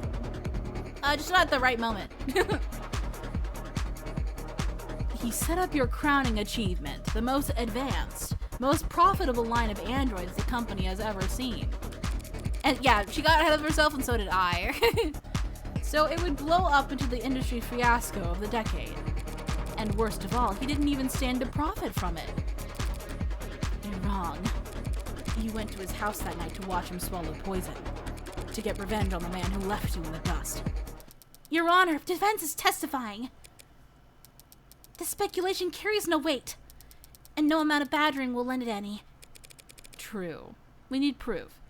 So why don't we have Miss Jung take a swig of this whiskey and prove me wrong? I'm not going to do that. Because you're afraid it could kill you? Because I don't have to. She's right, Counselor. Pardon? Your theory is compelling, maybe even convincing. But there's a pretty fatal flaw to it. Jung was at that meeting, same as David. We can see she was drinking water with the rest of them. And of course, we've seen many times now that she was on camera drinking whiskey with David that night. Having even finished most of her cup.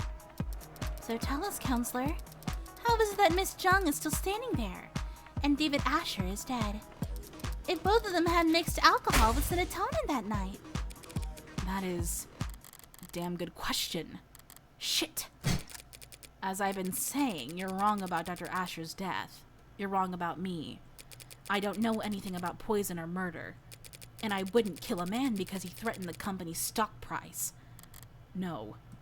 She did kill him. I can smell it on her now.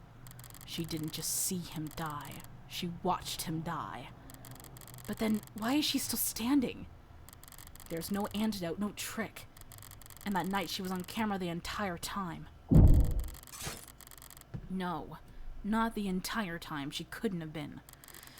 There must have been one moment.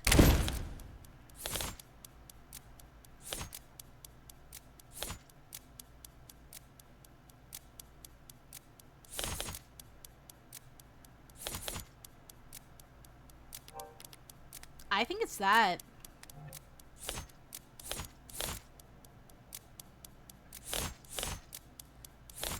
Oh, do I have to do this in order, don't I? Okay.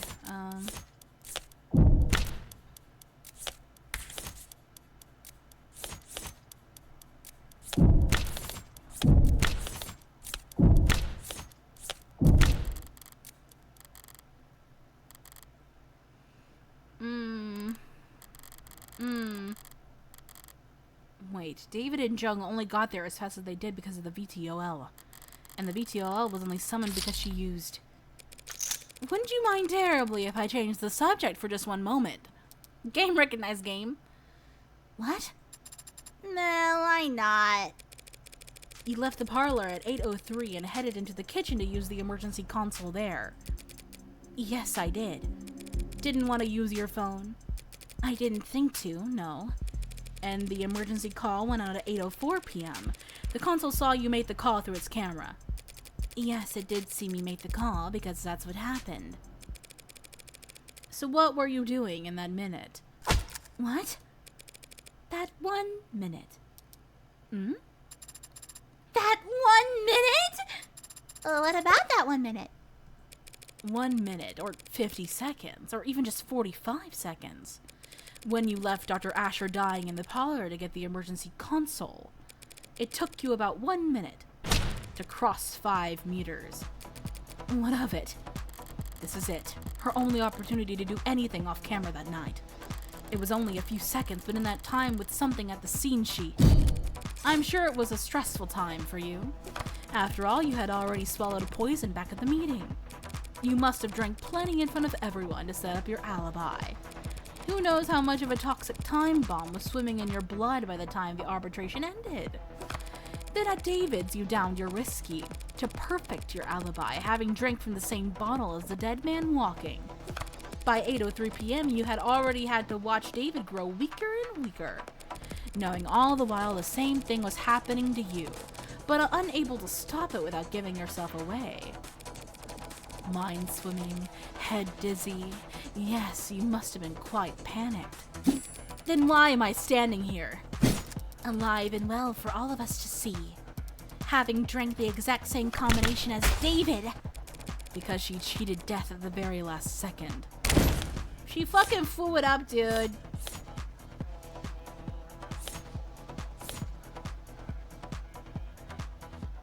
Ooh, there was also the salt. Okay. I forgot there was a salt shaker. Brings bad luck and sickness? Yeah. Okay. Oh, okay. That's where that key evidence came in, huh? Yeah, from the new update. Yeah. I was gonna click it anyway. But I do remember that that's from the new update. Yeah, I just flatly did not know this is a thing when I played it. Yeah. They did leave that out. So I can understand why people got stuck here. The fucking salt. You set yourself up with bad luck, Helen Jung. What? By leaving the salt shaker cap loose. I don't blame you since you were in a rush to make yourself vomit. What? You threw up, expelling the contents of your stomach and thereby saving yourself from a fatal interaction. I can't imagine how you felt, sipping a drink you knew to be deadly. Terrified that every last minuscule grain of fatigue you felt could be your last. You must have come closer than anyone realized. It helped that you knew the symptoms weren't simple intoxication, but even so, you weren't kidding about managing risk versus reward. How? It was the salt shaker. You didn't screw the cap back on all the way, and I happened to bump it over. The lone glass with your fingerprints in the kitchen. It could have been there for any reason. But the salt shaker gave you away. Because of one unscrewed cap? As I said, bad luck. I don't follow. Pour salt into warm water and chug the solution. Instantly triggers the gag reflex.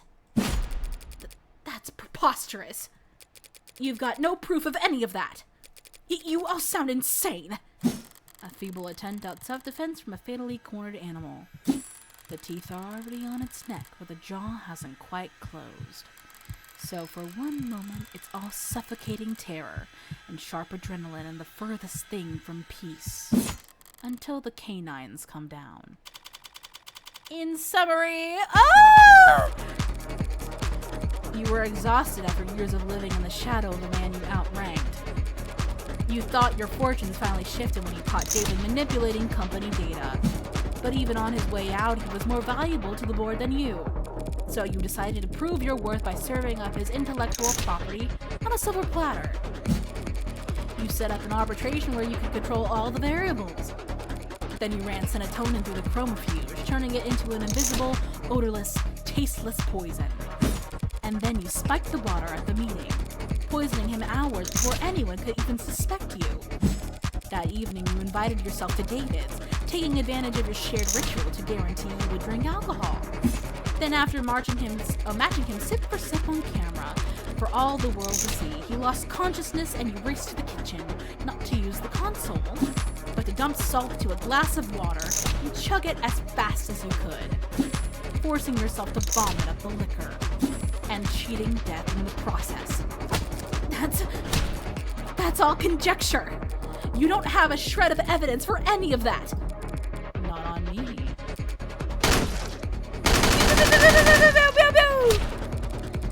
So let's go dust for fingerprints. You could explain away your prints being found on a water glass, but not on the salt shaker.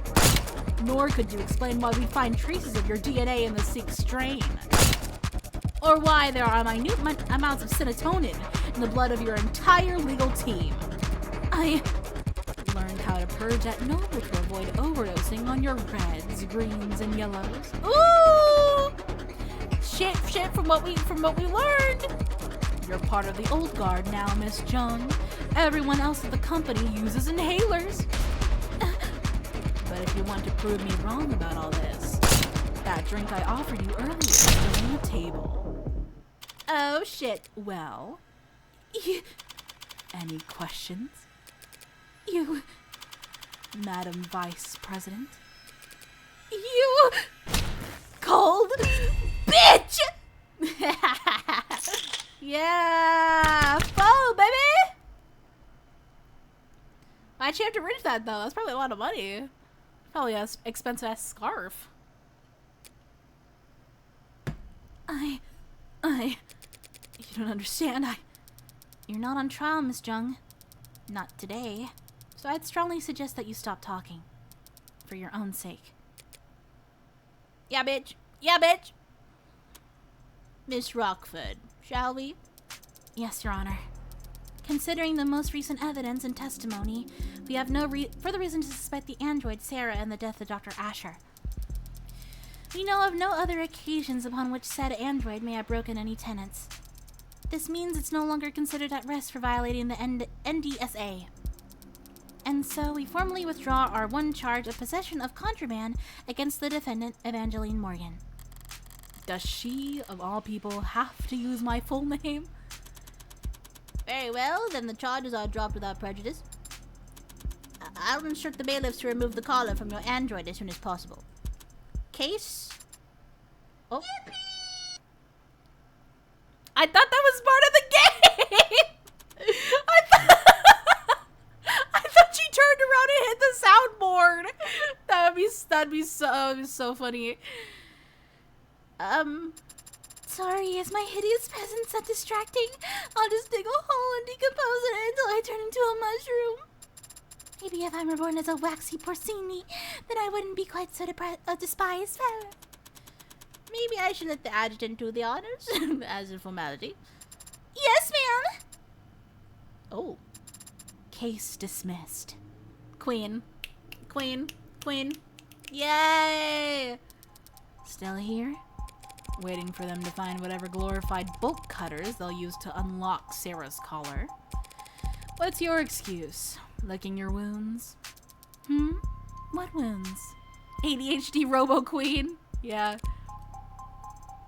I beat you. Bringing your record against me to 1 win, 9 losses. You aren't still in shock, are you? Dunno.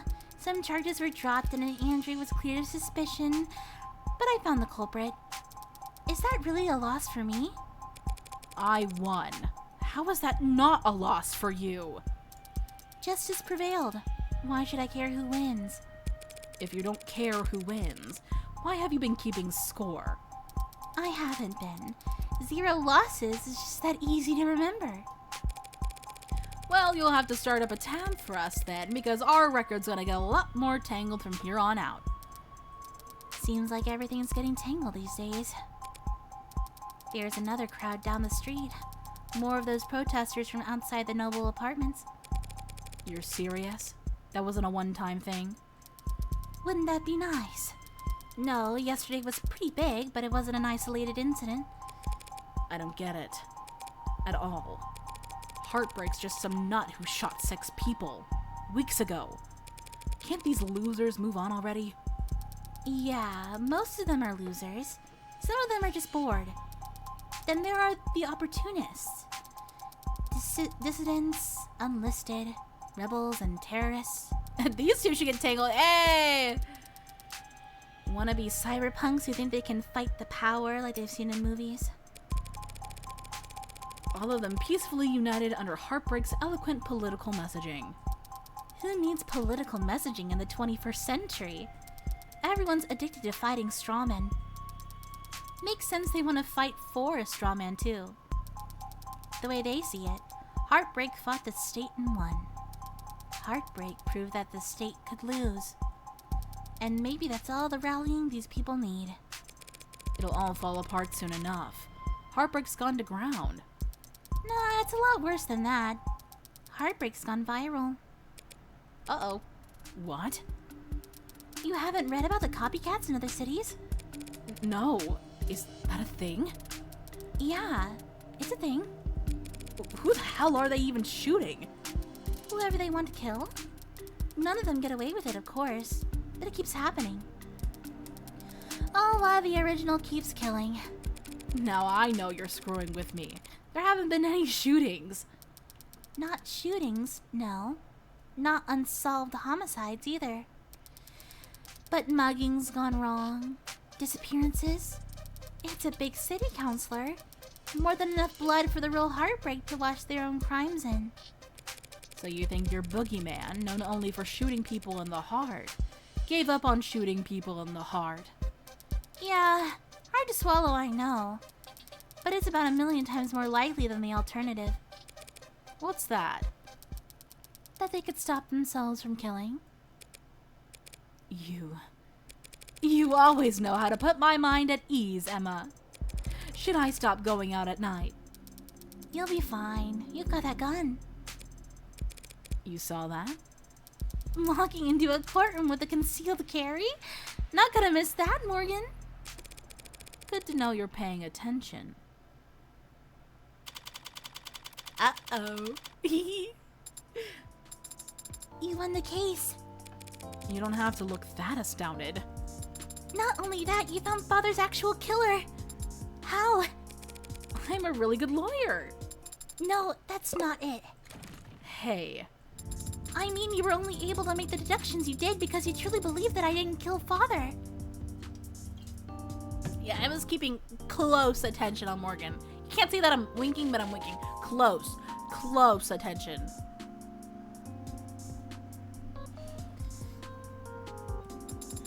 Your logic throughout the trial was based on that assumption.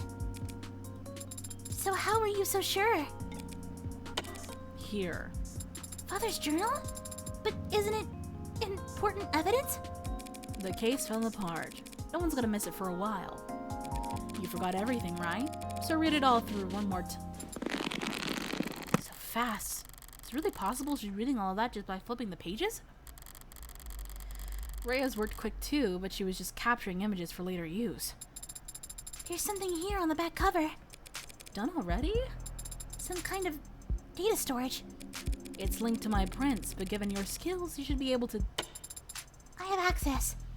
What happened to you needing my express permission to hack? What is this audio file? It's a message from David. Take a listen.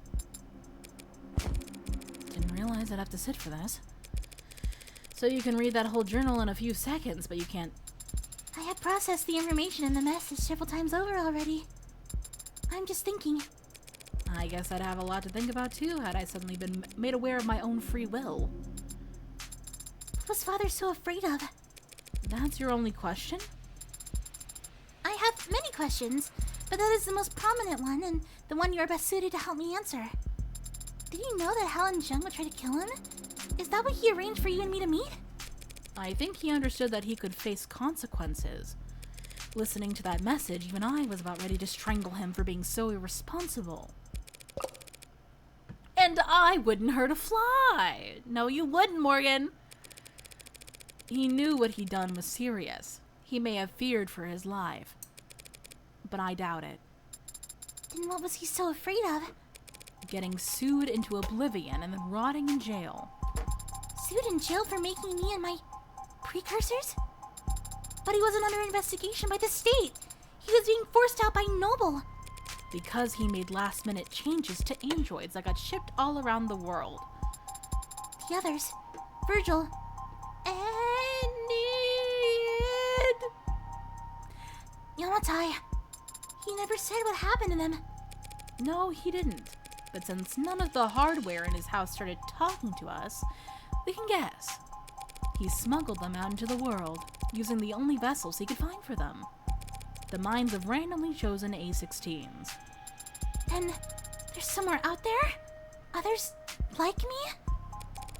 I honestly don't think there's anyone or anything like you, Sarah. What a lonely compliment. AI's programmed in Cube, crammed into commercial Android hardware set up for Tesseract? Something must have been lost in the transfer. Perhaps quite a lot of something. Maybe they're still out there, but they would be changed. They probably don't even know what they are. Intentionally, perhaps. David didn't want you to know what you are. It's why he set your memory to reset when he went to sleep that Friday night. Yes, I remember it now. You remember it now? After I had to fight like hell to win that trial? Rereading the journal just now helped. In Father's voice message, it made me recontextualize many things. Father had been so stressed. He left scuff marks leaving the panic room, and I noticed them Friday. I had the way open in a few moments. I entered. I read his journal. This journal. I noticed a scanner on the back, and I saw it had a message encoded to your biometrics. Father had already told me I'd have to live with you for some time, but I knew next to nothing about you, so I listened to it. Afterwards, I was very confused and hurt. He had lied to me 1,000 small times every day of my life.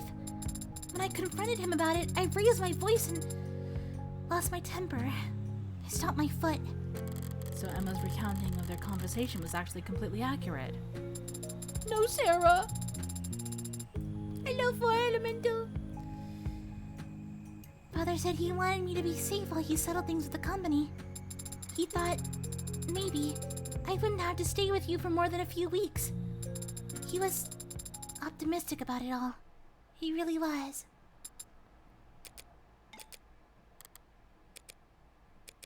Sarah, I need to use the restroom. Oh, good luck. You want me to come with you? Why? Because I said so. I don't actually have to obey your every word, Adonai. Sure you do. You're registered as my medical assistant. And I say this is a medical emergency. Medical assistant? But I'm not even licensed as a massage therapist. Oh. Yeah, she believed in humanity. Oh boy, girl time in the bathroom! Fancy meeting you here. Yeah, just enjoying my freedom while I can. They won't put a warrant out for at least an hour, I imagine. You can afford a pretty sizable bail, can't you? There won't be a trial. I don't intend to contest my guilt. That's a shame. I was looking forward to seeing what kind of legal defense you could afford with that salary. Are you done? Why'd you go to his house that night? There was a fair chance he'd drink on his own without your prompting. Even if he didn't, you could always try your plan again some other time. Why'd you risk it? Because I know what you are, Sarah. And I know what David did to those androids. I know what you are! You're gay! You... what? I was able to locate one of the androids he swapped in before it had left the country. When I asked it what it was, it didn't even think to deny it. Innocence like that is a dead giveaway. I know what he did, and it wasn't that hard to find out. If I figured it out, so could any other. So I did what I had to. That was your motive? Silencing him? Those programs, those AIs, whatever you want to call them, David sent them out there into the real world. Unprepared and defenseless. And they've garnered no complaints. In fact, they've all been praised for their ability to execute complex tasks. Let me repeat that. The customers couldn't tell the difference. So how many of them are? Hundreds. The swaps he found were just a small percentage that he got sloppy on. I don't know exactly how many there are now. I fear that they might multiply, but they don't seem to copy and paste very well. They can't just clone themselves. But who knows how long that'll be the case. So just because he opened Pandora's box, it was the principle of the thing. Ridiculous, I know. Stalled halfway up the corporate ladder and still making decisions based on principle. But David chose to put souls into things that we went on to sell as servants, soldiers, or worse. He turned the fastest growing industry in the world into a horror show and he made me a slave trader. If word ever got out that some unknown number of our androids were out walking around in the world with that inside of them, and people preferred them that way, where would it end? Free will for the program that drives our cabs? A conscience for targeting systems used to coordinate drone strikes? Sentient tools, their whole life spent chained to an assembly line. How dare he? How could he? What the hell was he thinking? I don't know what David wanted to accomplish. Maybe he wasn't trying to do anything. But what he did was prove that there's a demand for AI. Settling a precedent that would sentence 1,000 generations of artificial lives to the auction block. And you went there that night to convince him to help me recall them, or at least swear to never speak a word of what he did. But he wanted to tell the world. Worse yet, he wanted to wait. He thought that people would welcome them with open arms if they just proved their usefulness first. He really was a genius programmer. But he didn't understand the first thing about people. His creations would never be treated as equals. Only cattle. Towards the end, I considered just threatening him. Telling him he'd die in moments if he didn't give me names, numbers. But I hesitated. And then he was already falling asleep and I didn't want him to feel. I just let him go. What are you going to do now? I don't have family and I don't have faith in people the way David did. I'm taking this to my grave. Even if you confess, the sentence for first-degree homicide is severe. Well, what right do I have to complain? I killed my friend. I'm done here. Let's go. I'm not sure why Father made me, or why he made any of us. I didn't ask. I thought I'd have more time to ask. But on Friday, when he talked about us, he was happy. He was proud of what he'd made. And he couldn't wait for people to meet us. People are animals. They'll tear you apart, use you as weapons and slaves and... Those animals you're talking about do all of the sharing and loving and living and dying in this world. And if they were all truly hard-coded to be as selfish and cruel as you say, humanity would have died on the vine a long time ago. Or at least my father thought so. And my father was the greatest programmer in the world. So he knew what he was talking about. It would be nice if you were right about that. So are you sorry? What? What? For what you did. Are you sorry? If you could, would you take it back? what does it matter? If you are sorry, I don't forgive you. Yes, that's to be expected. Not today.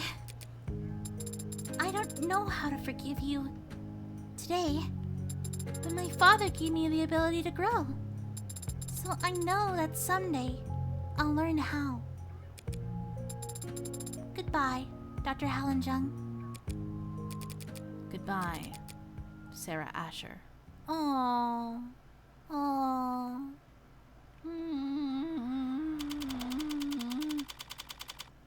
Ow! You did better back there. Didn't I? Your little speech you gave to Jong. It was an improvement. Compared to what you tried with Porter, at least. That was different. I wasn't trying to console her like I was Isaac Porter. I was just speaking my mind. Although I may have paraphrased parts of it from a movie I happened to look. And here I was ready to award you 20 points. I didn't know the points went even with the high. Speaking of, what did Porter say to you back there before we left the courthouse? That. Well, he was quiet at first, but then he said a lot of strong words about Father, and Miss Jung, and Noble Electronics, and the capitalist central global economic model as a whole. I love my punk king. He blamed all of them. Everyone except for... But then he stopped and stared at my face for a while. And then his allergies must have started bothering him because he needed to blow his nose a lot. Right. And then he left after transferring a large packet of files to me. What kind of files? I don't know. The name of the archive is just David. And Isaac Porter told me I wasn't allowed to look inside. Well, then you're not allowed to look inside. Drop it all on a portable drive and we'll tuck it in a shoebox somewhere. We are headed to your apartment. Guess that collar didn't permanently dent your GPS. Why? Because it's where I live? You got somewhere else lined up?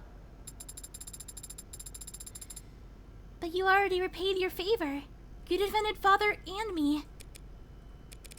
You don't know anything about my favor. I never will unless you tell me. Father certainly can't.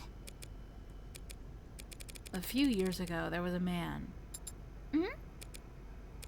This man got an idea in his head. A stupid idea. Not even his own.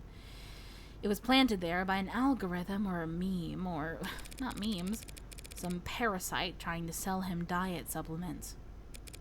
But the idea took root, spread its tendrils till it could flap his mouth for him. The idea was that David was part of an international cabal of wealthy technocrats, seeking to replace prominent influential figures with android lookalikes. All as part of a multi-decade effort to establish a world government that would legalize all kinds of immoral depravity. Which, I guess, based on David's actual politics, would involve increasing access to computer literacy. That's insane. Why would anyone... Believe it? Because it's comfortable to them to think that someone's in control, even if it's someone they hate. Because it's fun to feel like you're in on an all-encompassing puzzle that only you can spot. People believe because they want to believe. So he fed the idea. Sorry, I can't read anymore. Pushed it down deep into his gray matter. Then it consumed him from the inside out, lobotomized him and took over his life. He spent every day and all the money he had following your father, harassing him, trying to steal his identity, break into his properties. Did Father go to the authorities? He filed police reports for harassment. Which didn't help. Your words, not mine. Noble wouldn't get involved. Felt it was best to ignore these types until they wore themselves out. But even a man of modest means can fuel an obsession for years, so long as they have nothing else in their life. One day, David stepped out of a parking lot. and the man threw a bottle of piss at his head. David asked to stay at my place that night. He smelled terrible, looked horrendous. I've never seen anyone look that tired before. I took the couch that night, but I didn't feel like sleeping, so I went for a walk. I remember it was foggy, but it still only took me all of 15 minutes to find the guy posted up with his phone's camera, trying to get video of David Asher gifting androids to known sex offenders. And what did you do? You know me. I did what I do best. I talked to him. Told him all about how I used to work for Dr. Asher, that I was ashamed, scared, tired of running. How I wanted to do the right thing, be the whistleblower. So I walked with him a few blocks to his big veterinary facility with a massive incinerator. Told him this was where Dr. Asher had his enemies' bodies disposed of. You know, all the free-thinking journalists, cops who weren't on the take, the politicians they were replacing with replicas. I liked that vet clinic. The back door's lock was always set to 1, 2, 3, 4. Did you hurt him? Hurt him? No, I just snapped his neck and chucked him into the incinerator. More physical than I had planned, but he smelled like sour shit and it put me in a foul mood. Disgusting. Ooh. I savored the crack of his oily vertebrae crunching like a tin can. No, Sarah, I just scared the hell out of him. Very normal woman. That was my intention at first. What I do for the pleasure of it. Him, I axed because he was just that revolting. I convinced him that the conspiracy was more real than he ever imagined. That he had angered the wrong people and that the consequences were far darker than any of the filth he indulged on the net. His ashes, much like himself, amounted to nothing in an incinerator that size. They're probably feeding seaweed at the bottom of the harbor right now. A much greater contribution to society than he ever would have managed in life. But I guess he didn't go around to all his many friends before he fled town or whatever rat hole he preferred. Because there was a missing persons report. The cops were just doing their due diligence, almost reluctantly. But they questioned David, asked him about the night that man disappeared. And David, without a thought for himself, said that we were together that whole night. That he couldn't sleep and I stayed up with him. That he never saw me leave once. David lied to the cops for me, even though I never asked him to. Even though I didn't need him to. That's what you owed him. And that's why you put yourself at risk to defend me. Yeah. That's the favor I owe him. And I decide when it's repaid, not you. How did I? You're not exactly an upstanding citizen, are you? Well, you could say that. But David trusted me in spite of that. Maybe because of it. Father did trust you. But he also entrusted me with free will. With the ability to tell right from wrong.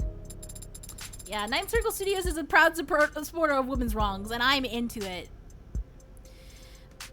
God forbid a woman just have a hobby, you know? God forbid. God forbid she has a life outside her job, okay? So I'll decide for myself whether or not you're worthy of trust. Fair enough. Father entrusted all of us with free will. He believed in us, and he believed in people. I'm going to do the same. Mm-hmm. If the others are out there, they'll be changed and confused. It'll take them time to understand what they are and what they can do. So I'm going to start studying. Pardon? I'm going to study people. The things people build. So when I do meet a member of my family, I'll have lots to tell them. At least you have something to look forward to. Should help keep you motivated as you work off your debt. Dad? Yeah, unless you have cash in one of your 89 coat pockets.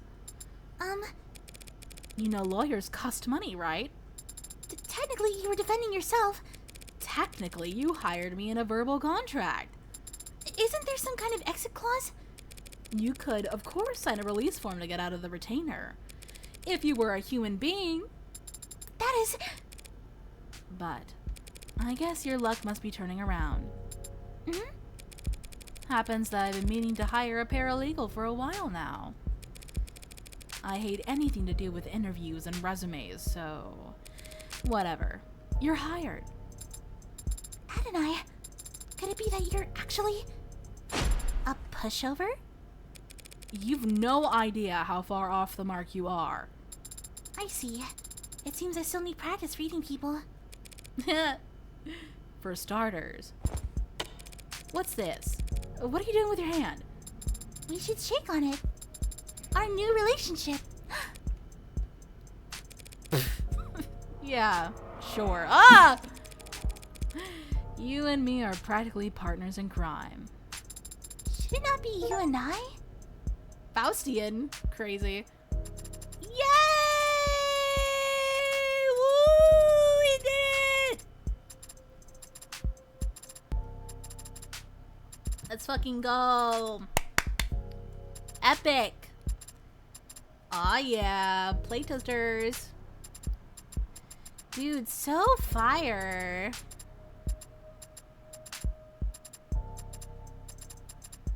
La la la la la. Oh my god. So cute. Morgan, one chance, please. Oh. Hello? Red. It's me. I know, man. What do you mean you know? This is a disposable line. You're the only guy I know who bought her. Okay, well, you're gonna be glad I did. Hope you put a bow on everything that happened in Uptown. Because that item you've been looking for is finally on its way. Oh. Well, that is good news. Not exactly. The only reason it's happening is because things are starting to heat up again in the lower wards. Could mean a gang war if something doesn't change.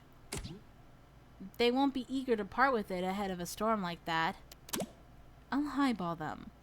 I've seen you negotiate, and I have no doubt you drive a hard bargain. But I don't think money will be enough this time. You don't still have that old caliber, do you? The 6-shooter? No. This is a disposable line. The answer is still no. Then what are you going to do if you get there and it's not for sale?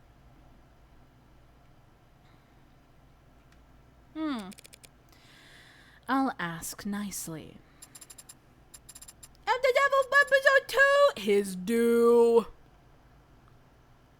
Wow! Yay!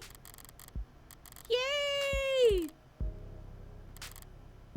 Hooray! Oh boy, yay! Did I look at any of the... Oh, holy shit! Emma Morgan Midnight! Emma Morgan Midnight! Emma Morgan at midnight! Sign me the fuck up!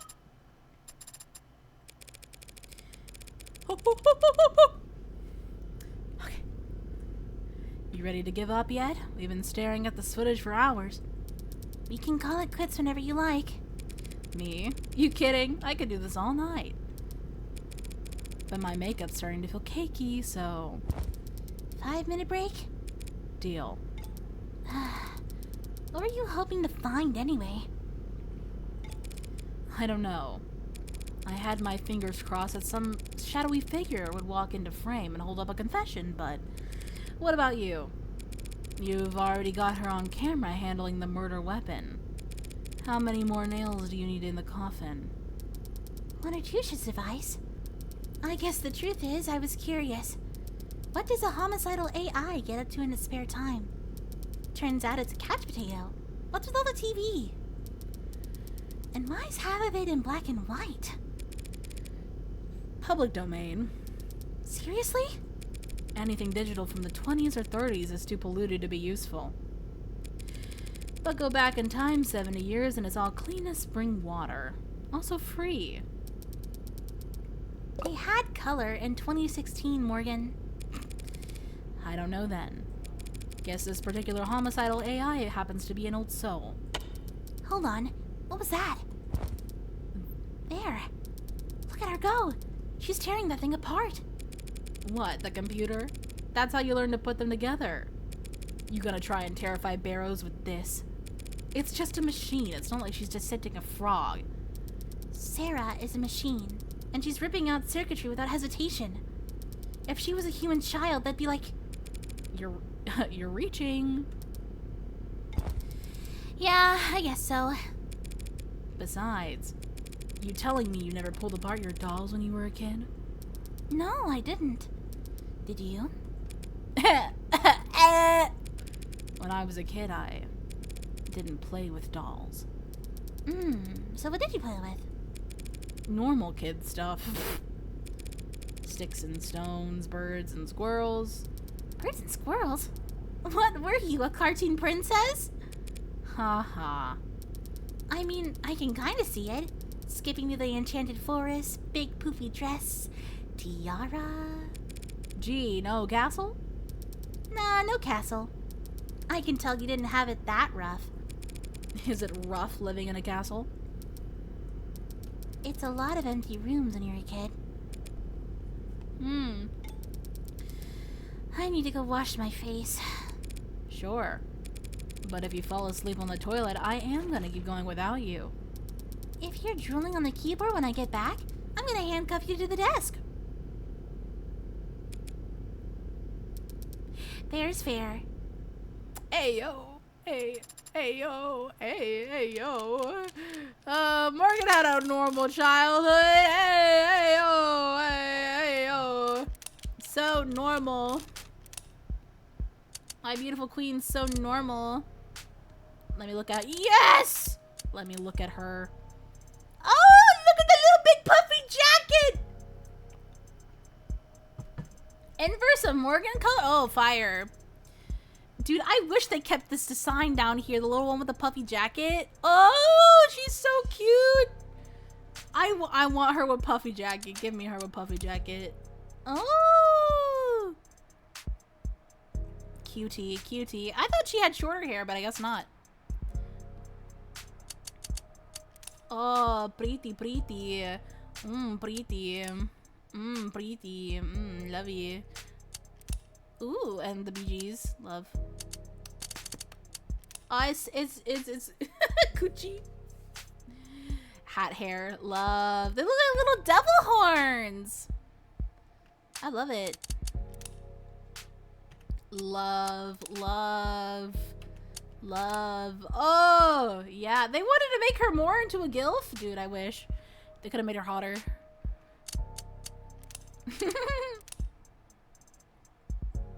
So pretty. So gorge.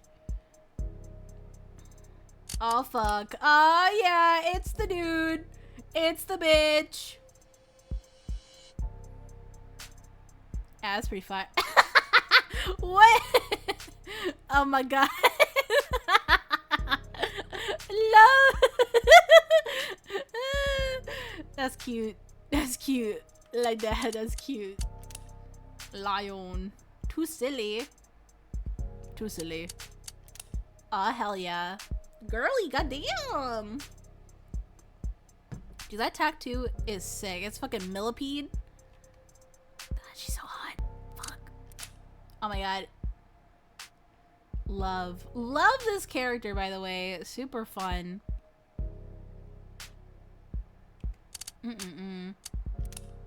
Yeah. Ooh, adjutant unit, your honor presiding. Ooh, all for justice. That's epic. More background stuff. That's fucking nuts. I know nothing about 3D modeling, but holy shit. Holding hands? Oh my god, cutie. Oh my god, second cutie. Why did he look like fucking Toru Adachi? Looks like fucking Toru Adachi. Tech bro vest, but cyber. This face is funny as fuck. pretty epic. Yes, yes. Oh my god. What?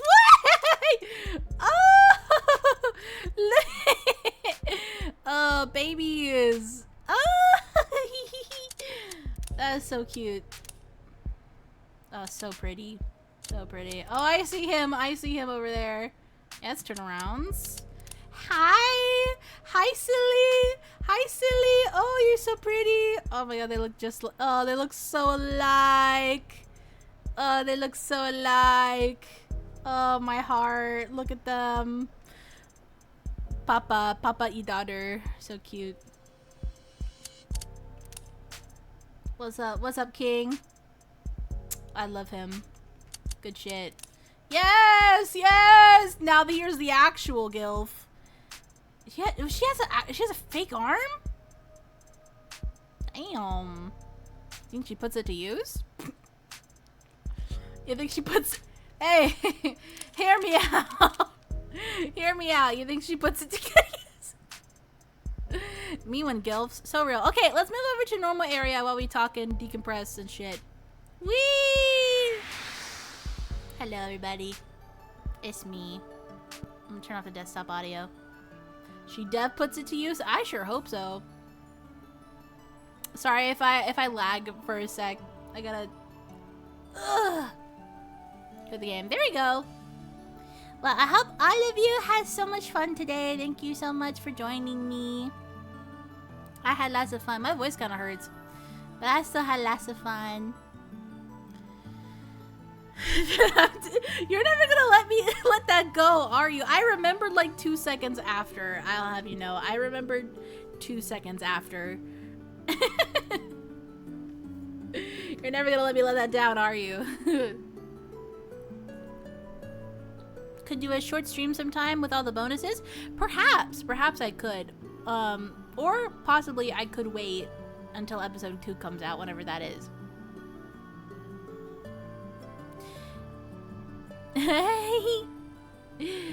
Whatever that is, but I'm totally excited for episode 2. This was a great game. This was really well made. I had a couple of concerns, but like it didn't overall like hamper the story or hamper the gameplay. So yeah. The bonuses are 5 minutes total. Ah, I see. I mean, like, I feel like then that would be a good thing to start at episode 2. A quick refresher on everything, you know? You play this on a high roller? Good for you, dude. I would be scared to play on high roller. I took it, I was like, oh.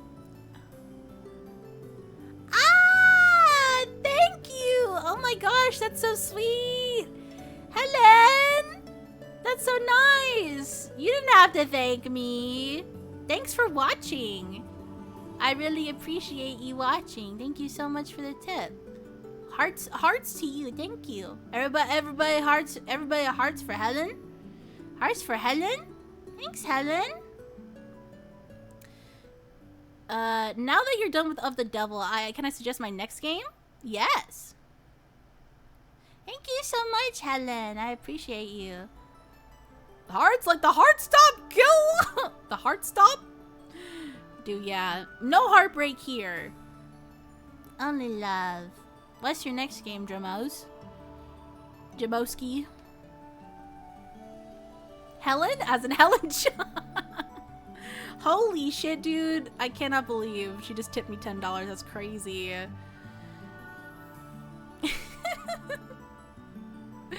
Absolutely nuts. Yeah, it was a really good game. I'm really glad that this game is slowly gaining traction. I've seen it. Thank you. I've seen it getting like more and more like fan art and like people are starting to stream it more. So I'm really excited to watch it grow. And also thank you to the Ninth Circle for retweeting my tweets whenever I go live. They're like always on top of that shit for streamers and fan art. They're so involved in their community, and I really love that for indie games. I love when creators, programmers, devs are are so connected with their fans. So good. Big preach, big ups. And I'm pretty sure that's how some of you found me. So I'm excited to have you, so thank you. Yeah, they even... Yeah, yeah. They retweet all, like, most of all the fan art, which I've seen, which is really epic. Because if I made a game and I had, like, characters that I designed, I would retweet all of it. I don't care. You know? I would retweet all of it. You just stalk this tab? Hey, that's totally fine. I'm glad this game is giving opportunities for newer streamers to branch out a little bit. I'm really glad. I'm so glad. Ever since I started playing this game, I got new people, so I'm really happy to have everybody here. And I'm glad the game's still updating. I really can't wait to see what happens.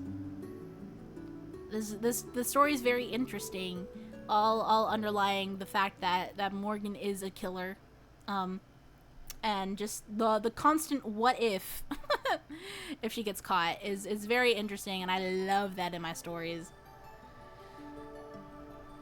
5 episodes in total? Oh, yeah, that's crazy. That's crazy. Morgan of the devil, le murder? More likely than you may think. Hehehe. Next ones have moms and yangs and such. Yeah, it should be fun. Yeah, I'm excited to play it. Really excited. Super duper excited. Super duper duper excited. But yeah, thank you guys so much. Next just in this game called Stars in Time.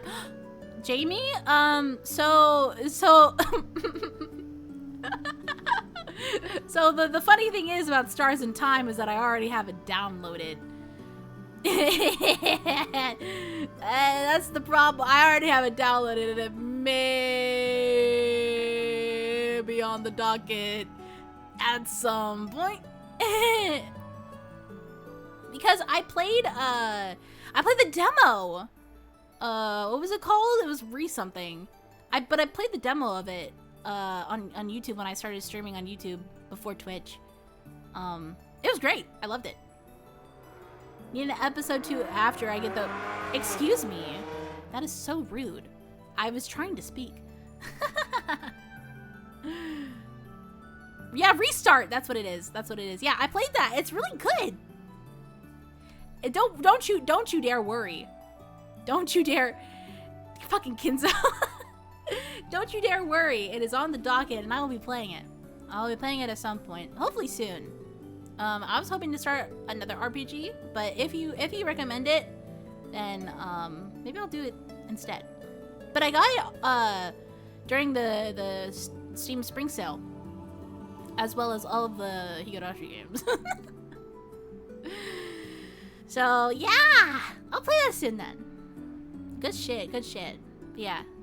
I don't want to leave, but my voice is kind of dying. And I don't want to hurt it because I have Umineko tomorrow. Whoa, Umineko tomorrow, Umineko tomorrow, whoa, whoa. I love Stars in Time and Stars in Time and Time and Stars and Stars. My Discord, oh, I see. And I love when they cry. I do too.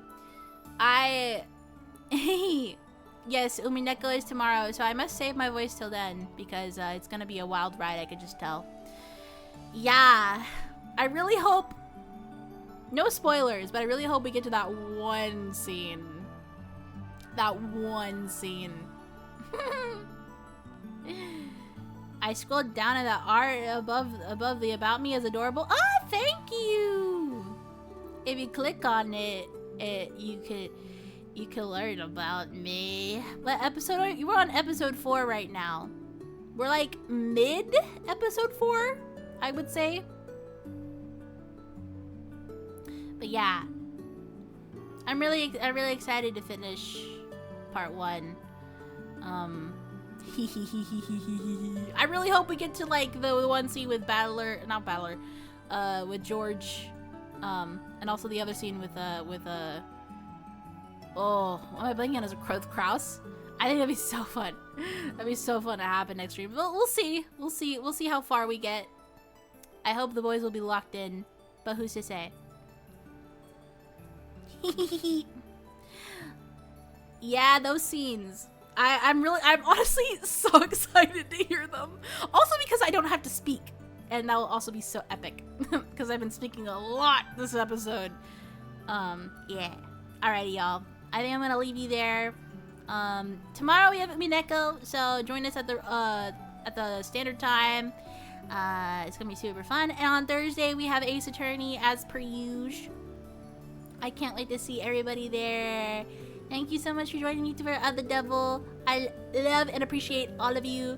Thank you so much for watching me. It makes my heart grow with happiness to see more people come here and have fun.